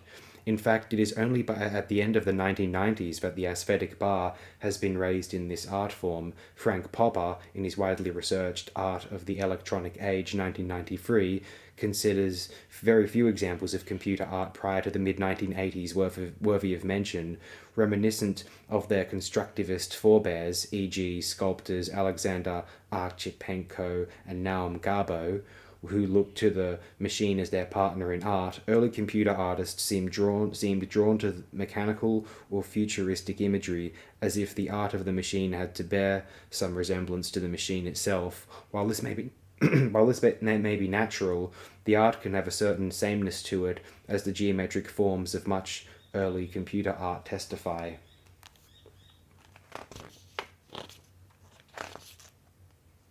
One of the difficulties in both the development and assessment of computer art is that artists who are either well known or were soon to become so did not take to this form in their own artwork.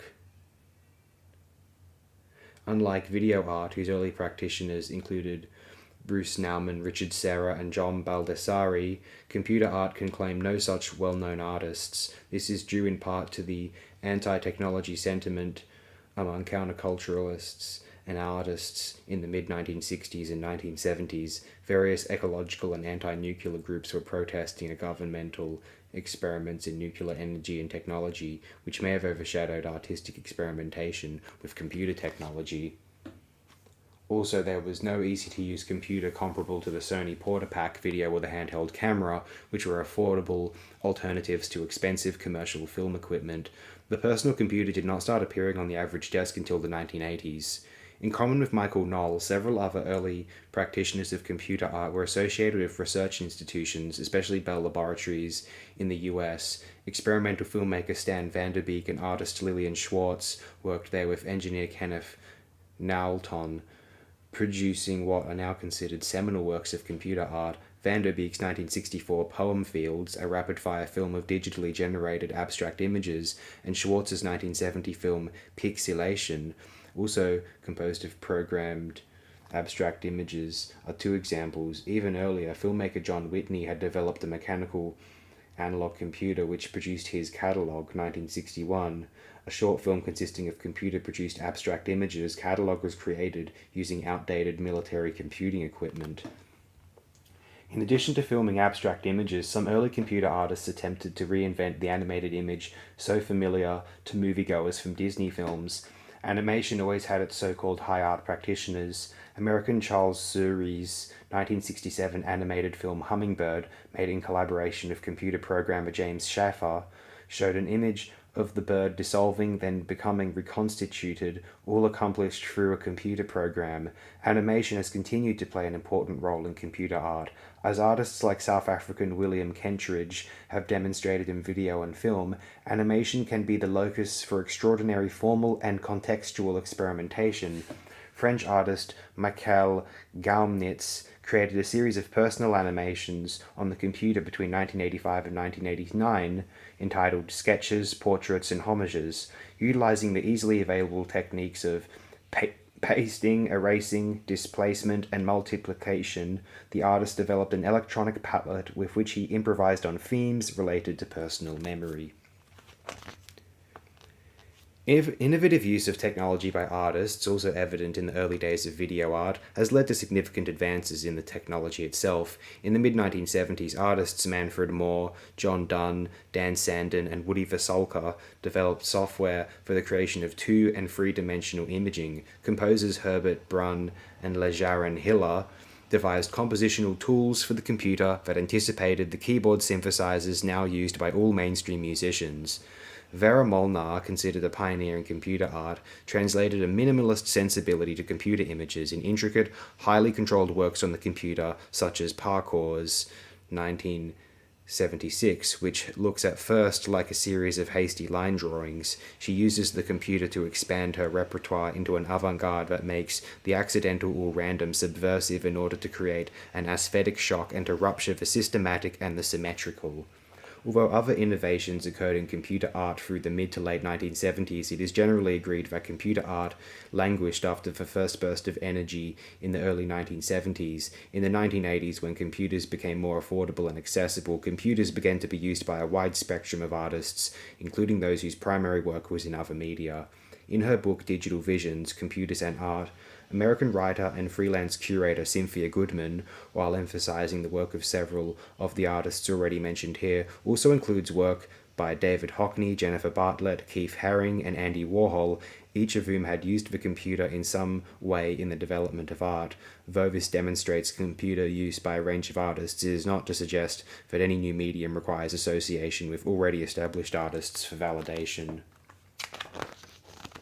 The increased availability of personal computers in the 1980s brought with it a burgeoning of computer-based art, which includes a broad range of computer graphics, animation, digitized images, cybernetic sculptures, laser shows, kinetic and telecommunication events, and all manner of interactive art that require the involvement of the viewer/participant. Notable are the programmed light installations of German-born innovator Otto Piane, born 1928, and the outdoor laser art performance sculptures of American artists Norman Ballard, born 1950, and Joy Walk, born 1948. Abstraction is still very much alive in computer art. Edward Zajic, much like a choreographer, has created computer images that unfold to the rhythms of a musical score by composer Gianpaolo Corral. The result, Chromas 1984-87, is a melange of abstract images dominant in blue that curve, point, and circle in response to the musical score. French artist Miguel Chevalier who cites Mondrian, Warhol, and Namjoon Paik as influences, creates sequentially ordered images that sometimes look like the insides of a massive telephone wiring system. His Anthropometry 1990 is an intricately laid series of lines mixed with colors that suggest a map of a digital universe. Other artists create what might be called hyperreal computer images that derive from fantasy or nature. William Latham's The Evolution of Form, 1990, which he refers to as a computer sculpture, is a series of complex forms resembling hybrid seashells. He has been inspired by surrealist painters Salvador Dali and Yves Tanguy in his quest for forms that can be manipulated, reshaped, or carved in virtual sculpture within the computer.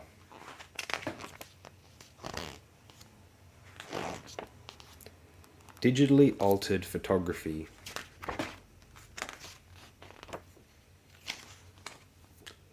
The increased usage of the personal computer ushered in an age when many artists were able to take primary source material, a photograph, and manipulate it using the language of the computer. Photographs are translated into computer language via scanning, a now simple process in which a two-dimensional image is rendered into the mathematical binary or digital language of the computer. The primary material, the photograph, becomes malleable since it now consists solely of discrete digits. It is interesting that, despite the abstract nature of several notable early computer artworks, Knoll, Whitney, the representational image made a big comeback of digitally altered art in the 1980s as artists toyed with the mechanical possibilities of computer imaging techniques. Several digitally reworked images of Leonardo's Mona Lisa, for example, appeared in the work of Jean-Pierre Yvaral and Lillian Schwartz. Yvaral's synthesized Mona Lisa, 1989, eerily similar to a Chuck Close portrait, consisted of a structural reconstitution of the famous face based on numerical analysis. Schwartz's Mona/Leo, 1987, matches in the same frame half of Mona Lisa's face with half of Leonardo's. These artists, enamored of the capability of the computer to reactivate an overly familiar image, may be practicing the art of appropriation, popular in the 1980s work of Sherry Levine and others, but by giving it a technological twist, they are attempting, in Popper's words, to create visual phenomena in which figuration and abstraction are no longer in opposition. Lera Lubin's Memory of History Meets Memory of the Computer, 1985, is another example to update art historical images. Here, the artist scans images from classical paintings of the Madonna and Child into her computer and reworks them to illustrate sexual intentions hidden in the paintings. American artist Keith Cottingham, born 1965, has relied exclusively on digital manipulations of images in all his photographic work to date. He grappled with the myths he sees behind traditional painted and photographic portraiture in his digitally constructed color photographs Fictitious Portrait Series, 1992. Starting with a photograph and applying the tools of digital painting and montage, he creates composite images which, though appearing at first glance like normal photographs, confound the boundaries of race, gender, and age. A more disturbing series of digital photographs was made by American Anthony Aziz, born 1961, and Venezuelan-born Sammy Kucher, born 1958, in their collaborative project The Dystopia Series, 1994, critical of some technological advances in photography. With the end of truth in photography has come a corresponding loss of trust, they say. Every image, every representation is now a potential fraud.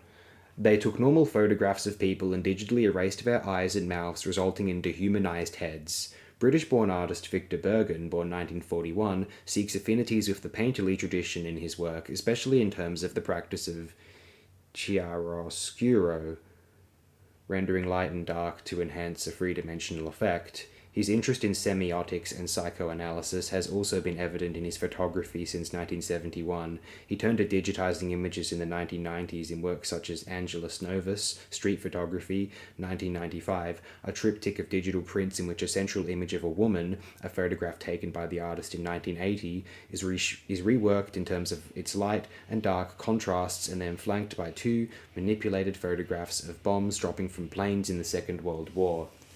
American artist Chip Lord, born 1944, made an elaborate series of digitized prints called Awakening from the 20th Century, 1994 to 95, in which he seamlessly combines within the computer images of a fish vendor and motor scooters with advertising on them in Japan and in Mexico, a priest at a local festival, and a man selling shoes on a street corner, all in an attempt to portray a worldwide view of people left behind by the communication revolution. Artists often refer to their use of the computer to modify their photographs, that is, altering their original photograph digitally to represent a different reality. Japanese-born Mariko Mori, born 1967, photographs herself in costumes she designs to suggest surreal creatures. In Birth of a Star, 1995, after digitally manipulating her image, she appears as a plastic doll/pop star, looking both gruesome and mysterious. Canadian artist Jeff Wall, born 1946, is representative of photographic artists who use digital technology to expand the visual possibilities of their work. He uses the computer to make montages that couldn't be made otherwise, he says. In A Sudden Gust of Wind, 1993, for example, he creates what looks like a freeze frame of papers and objects flying in the air in a gust of wind. As in any technology-driven medium, the most dynamic work occurs when the technology catches up with the visions of the artists, or conversely, artists catch up with the technology. In painting or sculpture, it is the concepts and use of materials that change in the art. With technology-based art, the medium itself radically changes when the technology changes. The excitement that Muybridge felt in being able to capture movement with his chronophotography is now replaced by an enthusiasm for altering reality, for making the real illusory. For some critics, computer-based art lacks the depth of interest they associate with, for example, abstract painting.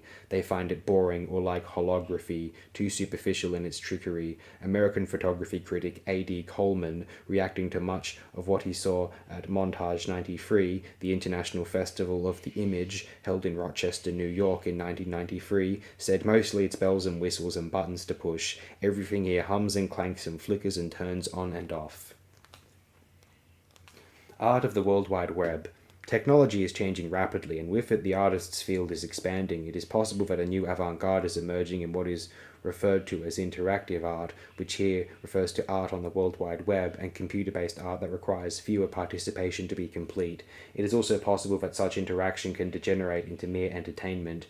After a while, little separates it from simply another high-tech event, propelled by technology instead of designed and conceived artistically. This is partly a function of the numbers of people, artists and non-artists alike, who are now working with the new technologies. If, according to media art expert Timothy Druckery, there were 5,000 artists with personal sites on the web in 1995, then by the year 2000 that number may have exploded into six figures. Even this may be conservative, considering according to the US Department of Labor statistics, internet use around the world currently doubles every 100 days.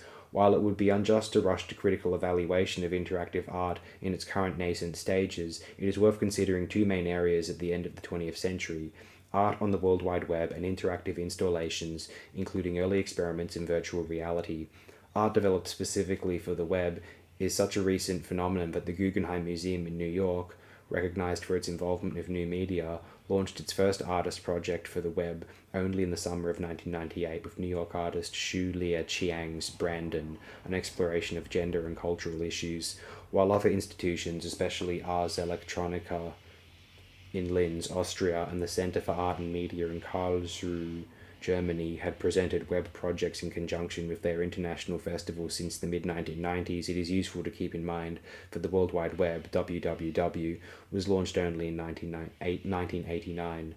Designed by English computer scientist Timothy Berners-Lee, it was originally intended to aid international communication among physicists working for the European Laboratory for Particle Physics. Prior to then, similar networks were used exclusively by government institutions and research universities involved in military projects.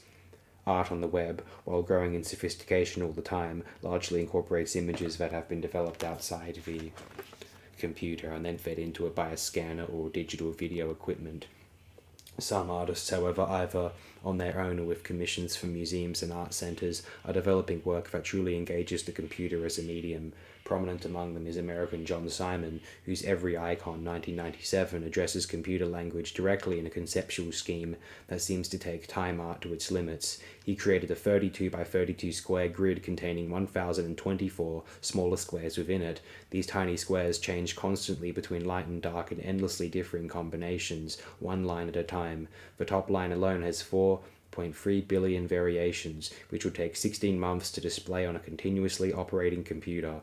The second line would take 6 billion years, and so on. Looking on screen like a kinetic Joseph Albers or Agnes Martin, Simon's art game in which he invites the viewer to watch the grid as it lightens and darkens can never be completed, but it goes far toward visualizing a notion of infinity. At the time of writing, Every Icon can be found at www.numeral.com/everyicon.html. Simon has assisted other conceptually oriented artists, Jenny Holzer, Lawrence Weiner, and the team of Colmar and Melamid in the design of their art on the web. Holzer places a series of provocative statements online in Please Change Beliefs, 1998. Each phrase, loving animals is a substitute activity, murder has its sexual side, can be highlighted and another phrase will appear. Each screen page states at the bottom, Please Change Beliefs. Echoing his own work in other media, Lawrence Weiner, like Holzer, posts pithy statements that also can be highlighted, yielding other statements meant to illustrate his engagement with reality and dreamscapes. The Russian-born team of Colmar and Melamid created The Most Wanted Paintings, 1997, which began with an online survey of people from many different nations that asked what they liked to see in a painting and what they didn't like. Based on those people's expressed preferences, artists then made paintings that were exhibited online. A thread of intentional banality runs through each of these works on the web. The Dia Center in New York sponsors an ongoing project of artist commissions for the web. Its first, Fantastic Prayers, commissioned in 1995 from the American collaborative team of writer Constance De Jong, video artist Tony Ausler, and musician Stephen Vitiello, is a labyrinth of fragmented text, sounds, and images centered around an imagined land of Arcadia, whose residents are unaware of locations and times until a mysterious voice invades their serenity. Upon entering this seemingly endlessly navigable site, www.diacenter.org, one finds a maze of connections that range from Ausler's disembodied mouth spouting phrases, some of it I liked, to a tract on the Tibetan Book of the Dead, all of them accessible by a mere click of the mouse. After repeated clicks, one starting point appears lost forever as free association replaces any sense of linear narrative. At the same site is American video artist Cheryl Donegan's Studio Visit 1997, a virtual studio of ideas, web paintings, video, and graphic displays. Donegan captures here the same sense of artful playfulness that characterizes her single-channel videos. Here the artist places herself, clad in a shower cap and covered in strands of videotape, within large swirls of primary colors. Images are intercut with one another, they don't morph into one another as in films, as the visitor clicks on and on.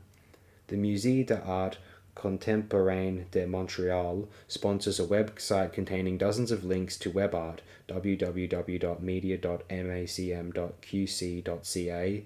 One sample, www.obsolete.com/artwork, reacts to the pervasive use of Walter Benjamin's essay on art in the mechanical age, entitled Walter Benjamin, the Work of Art in the Age of Mechanical Reproduction, 1998. The site consists of words and numbers flashing so fast on the screen that the viewer is unable to read them. The anonymous artist or artists who created the work add the following explanatory note at the bottom of the computer screen, a translation meant for readers who do not understand the original. They evidently believe that the speed of reproducibility has accelerated so much since Benjamin that even his words, when reproduced, have little meaning. Other institution-sponsored sites for web art include www.caiamind.nsad.newport.ac.uk, started by artist and educator Roy Ascott at the Centre for Advanced Inquiry in the Interactive Arts, University of Wales, Gallery 9 on the Walker Art Centre site, www.walkerart.org, and London's Institute for Contemporary Arts site, www.ica.org.uk. The artist The Art and Science Collaboration website, www.asci.org, also contains numerous links to web artists around the world, including those in Poland and Hungary, as well as a constantly updated sampling of new web art. On his website, www.sgg.ch/Mullican, American artist Matt Mullican offers paintings, drawings, and pictograms, as he calls them, which are simplified, deco-inspired computer drawings that are accessed by clicking onto circles in a grid. The grid, it seems, is a friendly format for web art. British artist Jake Tilson, who has had a long-standing fascination of the technical aspects of art production and reproduction, uses the web for his image-laden encounters of randomness and fragmentation. His site, www.thecooker.com, an ongoing project begun in 1994, contains a dizzying array of playful associations contained in 9 different web art projects. Macromeal, 1994, allows the visitor to tour the globe ordering breakfast, lunch, and dinner from scores of countries, accompanied by video images of a typical restaurant and sounds that might be heard within it. It is clear, after viewing any number of web art projects, that graphic design plays an integral role in this developing art form. Blurring boundaries between art and craft, computer graphic artists, expert in lettering, layout, and multi-dimensional imaging, assist visual artists from other media in adapting to the computer.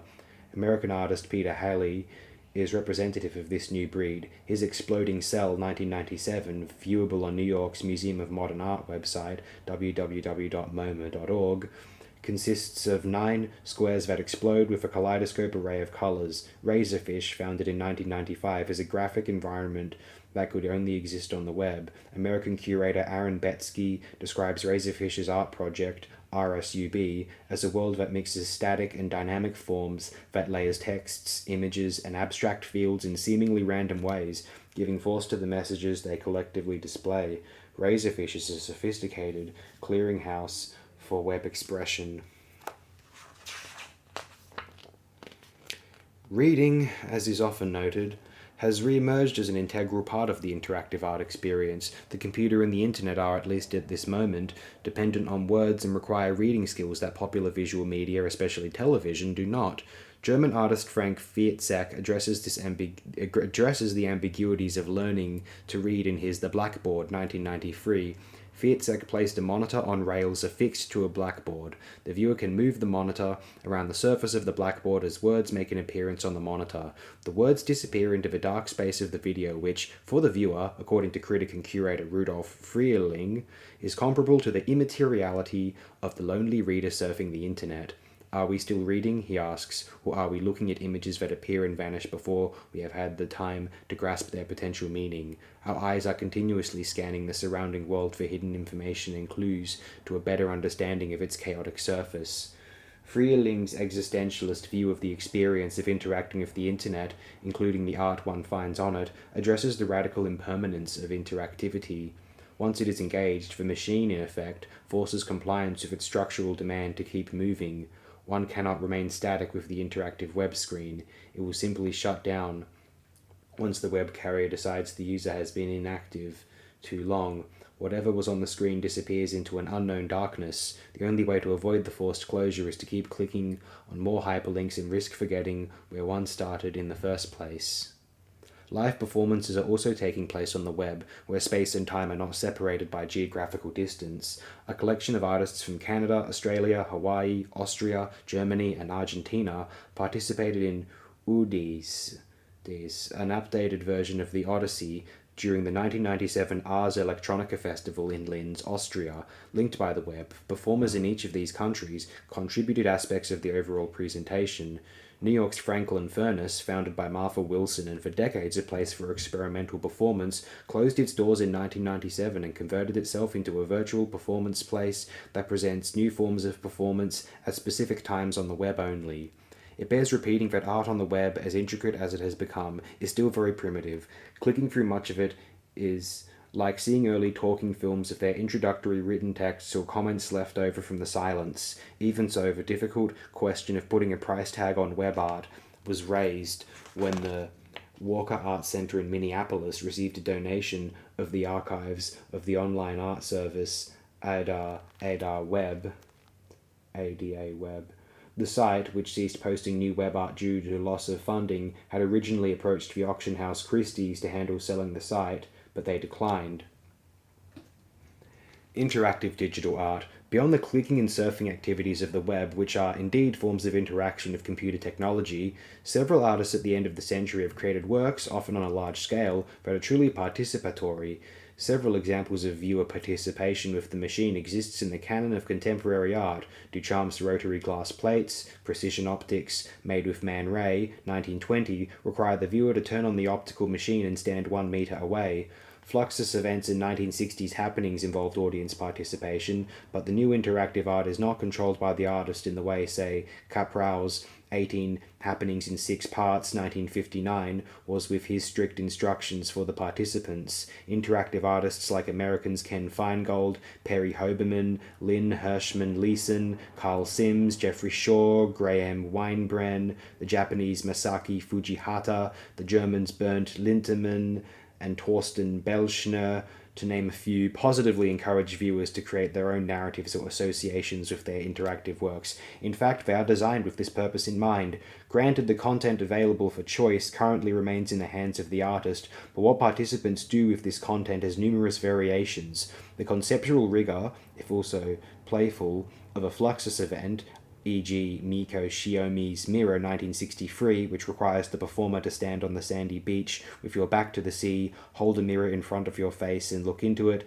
step back to the sea and enter the water, is replaced with a wealth of possibilities limited only by the amount of time the participant has to engage the work.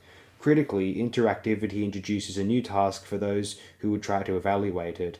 Timothy Druckery states it bluntly: if images are to become increasingly experiential, then a theory of representation must be evolved to account for the transaction provoked by participation. Issues of representation are evident in the work of American artist Bill Seaman and Polish artist Tamas Walicki. Seaman attempts in his work to create technological links to art historical forms like the triptych, creating for the viewer/participant poetic experiences akin to the viewing of paintings, but in an interactive way. Passage set/one pulls pivots at the tip of the tongue, 1995, is an interactive installation presented as a triptych in which free projections allow the viewer to press on hotspots or highlighted texts that yield further texts and images, resulting in a spatial poem that, in Seaman's words, reflect the layering or collision of psychological spaces. Instead of simply layering images in random fashion, Seaman's installation allows for a sequential reading, much like viewing a painting or reading a poem. Walicki plays with perspective in his 1994 installation The Way. As viewers move closer to a projection screen placed at the end of a long corridor, images on the screen, prompted by the viewer's movements, recede, reversing the normal experience of perspective. Interactivity also provides for artists concerned with social issues the opportunity to involve viewers in very heightened ways. American artist Paul Garand's White Devil, 1993, places viewers in the midst of an imagined neighborhood. As the viewers pass through the gallery space, surveillance cameras track their movements and vicious dogs appear on video monitors to scare them away. Lynn Hirschman Leeson, whose project Lorna 1979-83 was the first interactive video disc, creates interactive artworks that address feminist issues in a very direct way. In Room of One's Own, Slightly Behind the Scenes, 1992, she created a peep show in which the very act of looking into her vertical installations sets off a series of images related to the depiction, often eroticized, of women in the media. The viewer becomes a voyeur as his or her gaze activates images related to a bed, a telephone, or piece of clothing, all of which are stored on video disc. In American artist Ken Feingold's interactive installation Childhood/Hot and Cold Wars, The Appearance of Nature, 1993, a globe sits on a Formica table which is wrapped around a grandfather clock. The face of the clock, however, is also a screen upon which video images are projected from within the clock when the viewer rotates the globe. The same viewer can control the flow of images, hundreds of them, from the banal to the horrifying, culled from TV images from the 1950s and 1960s. In Feingold's words, the viewer-participant interacts with the work's circuitry and computer programs, controlling the speed and duration of a video laserdisc player, the movement of the hands of the clock, and the playback of digitized audio. It is apparent from these examples, each of which rely on pre-recorded video footage, that the video installation has become dynamic, reducing the degree of separation between artist and viewer. Authorship, however, has not disappeared. The artist has now become a facilitator of the art experience, with the interactive artwork becoming, in a sense, an extension of education, a hands-on type of creative learning. Some artists, however, are adamant about challenging authorship. Carl Sims, a Massachusetts Institute of Technology graduate of biotechnology, has devoted several years to developing a computer-based graphic art that recalls Darwin's natural selection theory.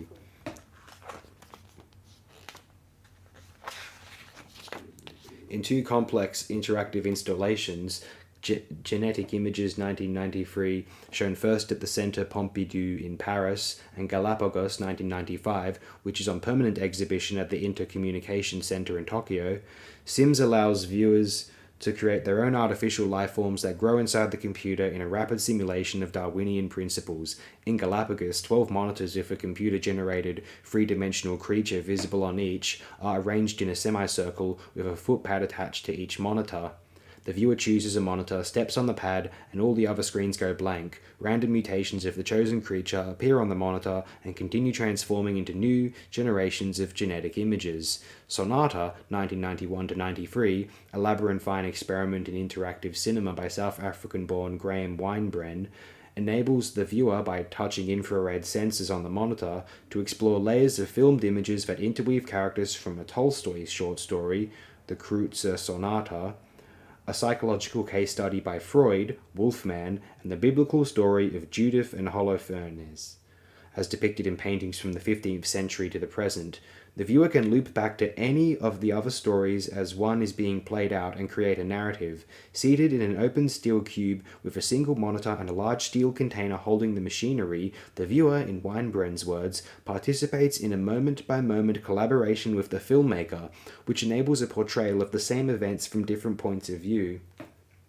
Interactive technology has also been introduced into the world of dance. At the International Dance and Technology 99 conference at Arizona State University, several choreographers showcased motion sensor technology in which the movements of dancers or lay participants trigger illuminations of fluorescent light that in turn create patterns based on the movement. In Seth Rifkin's Light Dance 1999, for example, human movement becomes the basis for a techno dance in which light patterns and not the person dancing become the focus. This type of participation can only be superseded by another form of interactivity: virtual reality. Virtual reality. In virtual reality, VR, the still passive aspect of watching a screen is replaced by total immersion into a world whose reality exists contemporaneously with one's own. In a sense, everything one sees on a computer is part of the virtual universe. Images and texts only exist in a wired world that appears and disappears with electronic switches. The term virtual reality refers to a three-dimensional experience in which a user, we can no longer use the simple phrases viewer, visitor, or even viewer/participant, with the help of head-mounted displays, data gloves, or bodysuits containing fiber optic cabling, experiences a simulated world that appears to respond to the user's movements. Australian-born Geoffrey Shaw, currently the director of the Centre for Art and Media in Karlsruhe, Germany, hints at what a virtual reality system might be like using a computer graphic 3D animation system in his interactive installation A Legible City, ongoing since 1990. A bicycle is placed in the midst of three large projection screens, and as the viewer pedals, he or she takes a ride through a virtual recreation of Manhattan, Amsterdam, or Karlsruhe. Streets, corners, signs, buildings, words, all large and multidimensional, appear and dissolve with the rapidity of the pedal movements. The Legible City is only a teaser for what is to come in virtual reality. Currently, the experience is based on pre-recorded video images powered by very strong computers, but in the future, virtual interactions will take place in real time, as people raised with familiarity with virtual space engage their virtual reality tools with the ease with which we now turn on our television sets or use our telephones. While the most striking breakthroughs in VR are currently taking place in medical technology, virtual surgical procedures are used for training. In what ways are artists likely to engage in this medium? Given the costs involved as well as the sophisticated computer technology required, very few artists have so far tried their hand with VR. American curator and critic Regina Cornwell points out that it is not likely that their efforts will be accepted too soon in the customary art strongholds of the museum or commercial galleries. When the art world is seen as a market, she writes, it is understandable why it has virtually no interest in interactive technology. Better to look to new spaces to accommodate such work today and in our coming century. Those new spaces are often in universities. Dan Sandin, co-director with Tom DeFanti of the Electronic Visualization Laboratory at the University of Illinois at Chicago, has been developing video computer tools since the early 1970s. His analog image processor was a well-known example. It is at the university that Sandin, DeFanti, and Carolina Cruz Nera began creating the Cave in the late 1980s. A cubic room, 3 meters square, the Cave, first exhibited in 1992, is a virtual environment consisting of stereographic computer graphics which react interactively to the actions of the user, who is equipped with stereo glasses which make it possible to see the other playmates, Sandin's word, in the cave. Stereo projection of 30 images per second in real time are thrown on all the walls of the space as the user manipulates a wand, a type of 3D mouse, programmed to jumpstart the images. This total immersion makes the user feel as if in a newly created space and time. In the cave, all perspectives are calculated from the point of view of the user, mediated through the stereo glasses. Sandin's project has spawned a research network called Cavern, which supports collaboration in design and training in VR.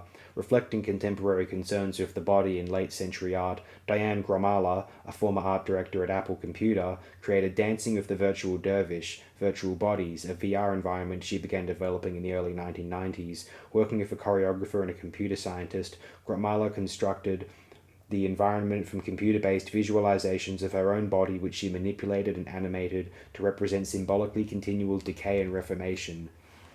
As she describes it, the virtual body is overwritten with texts, meditations on pain, eros and thanatos. Each organ contains another surreal virtual world.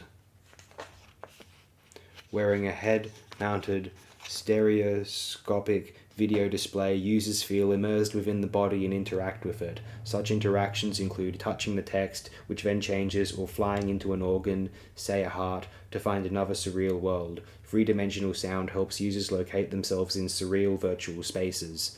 Since most VR environments are being created in universities and other research centers, they tend to have an educational or applied flavor. As the equipment becomes more accessible to artists, the content might be shaped more toward artistic ends. Many more examples of digital art, in sound and music particularly, but also 3D sculpture produced on copying machines, could be mentioned.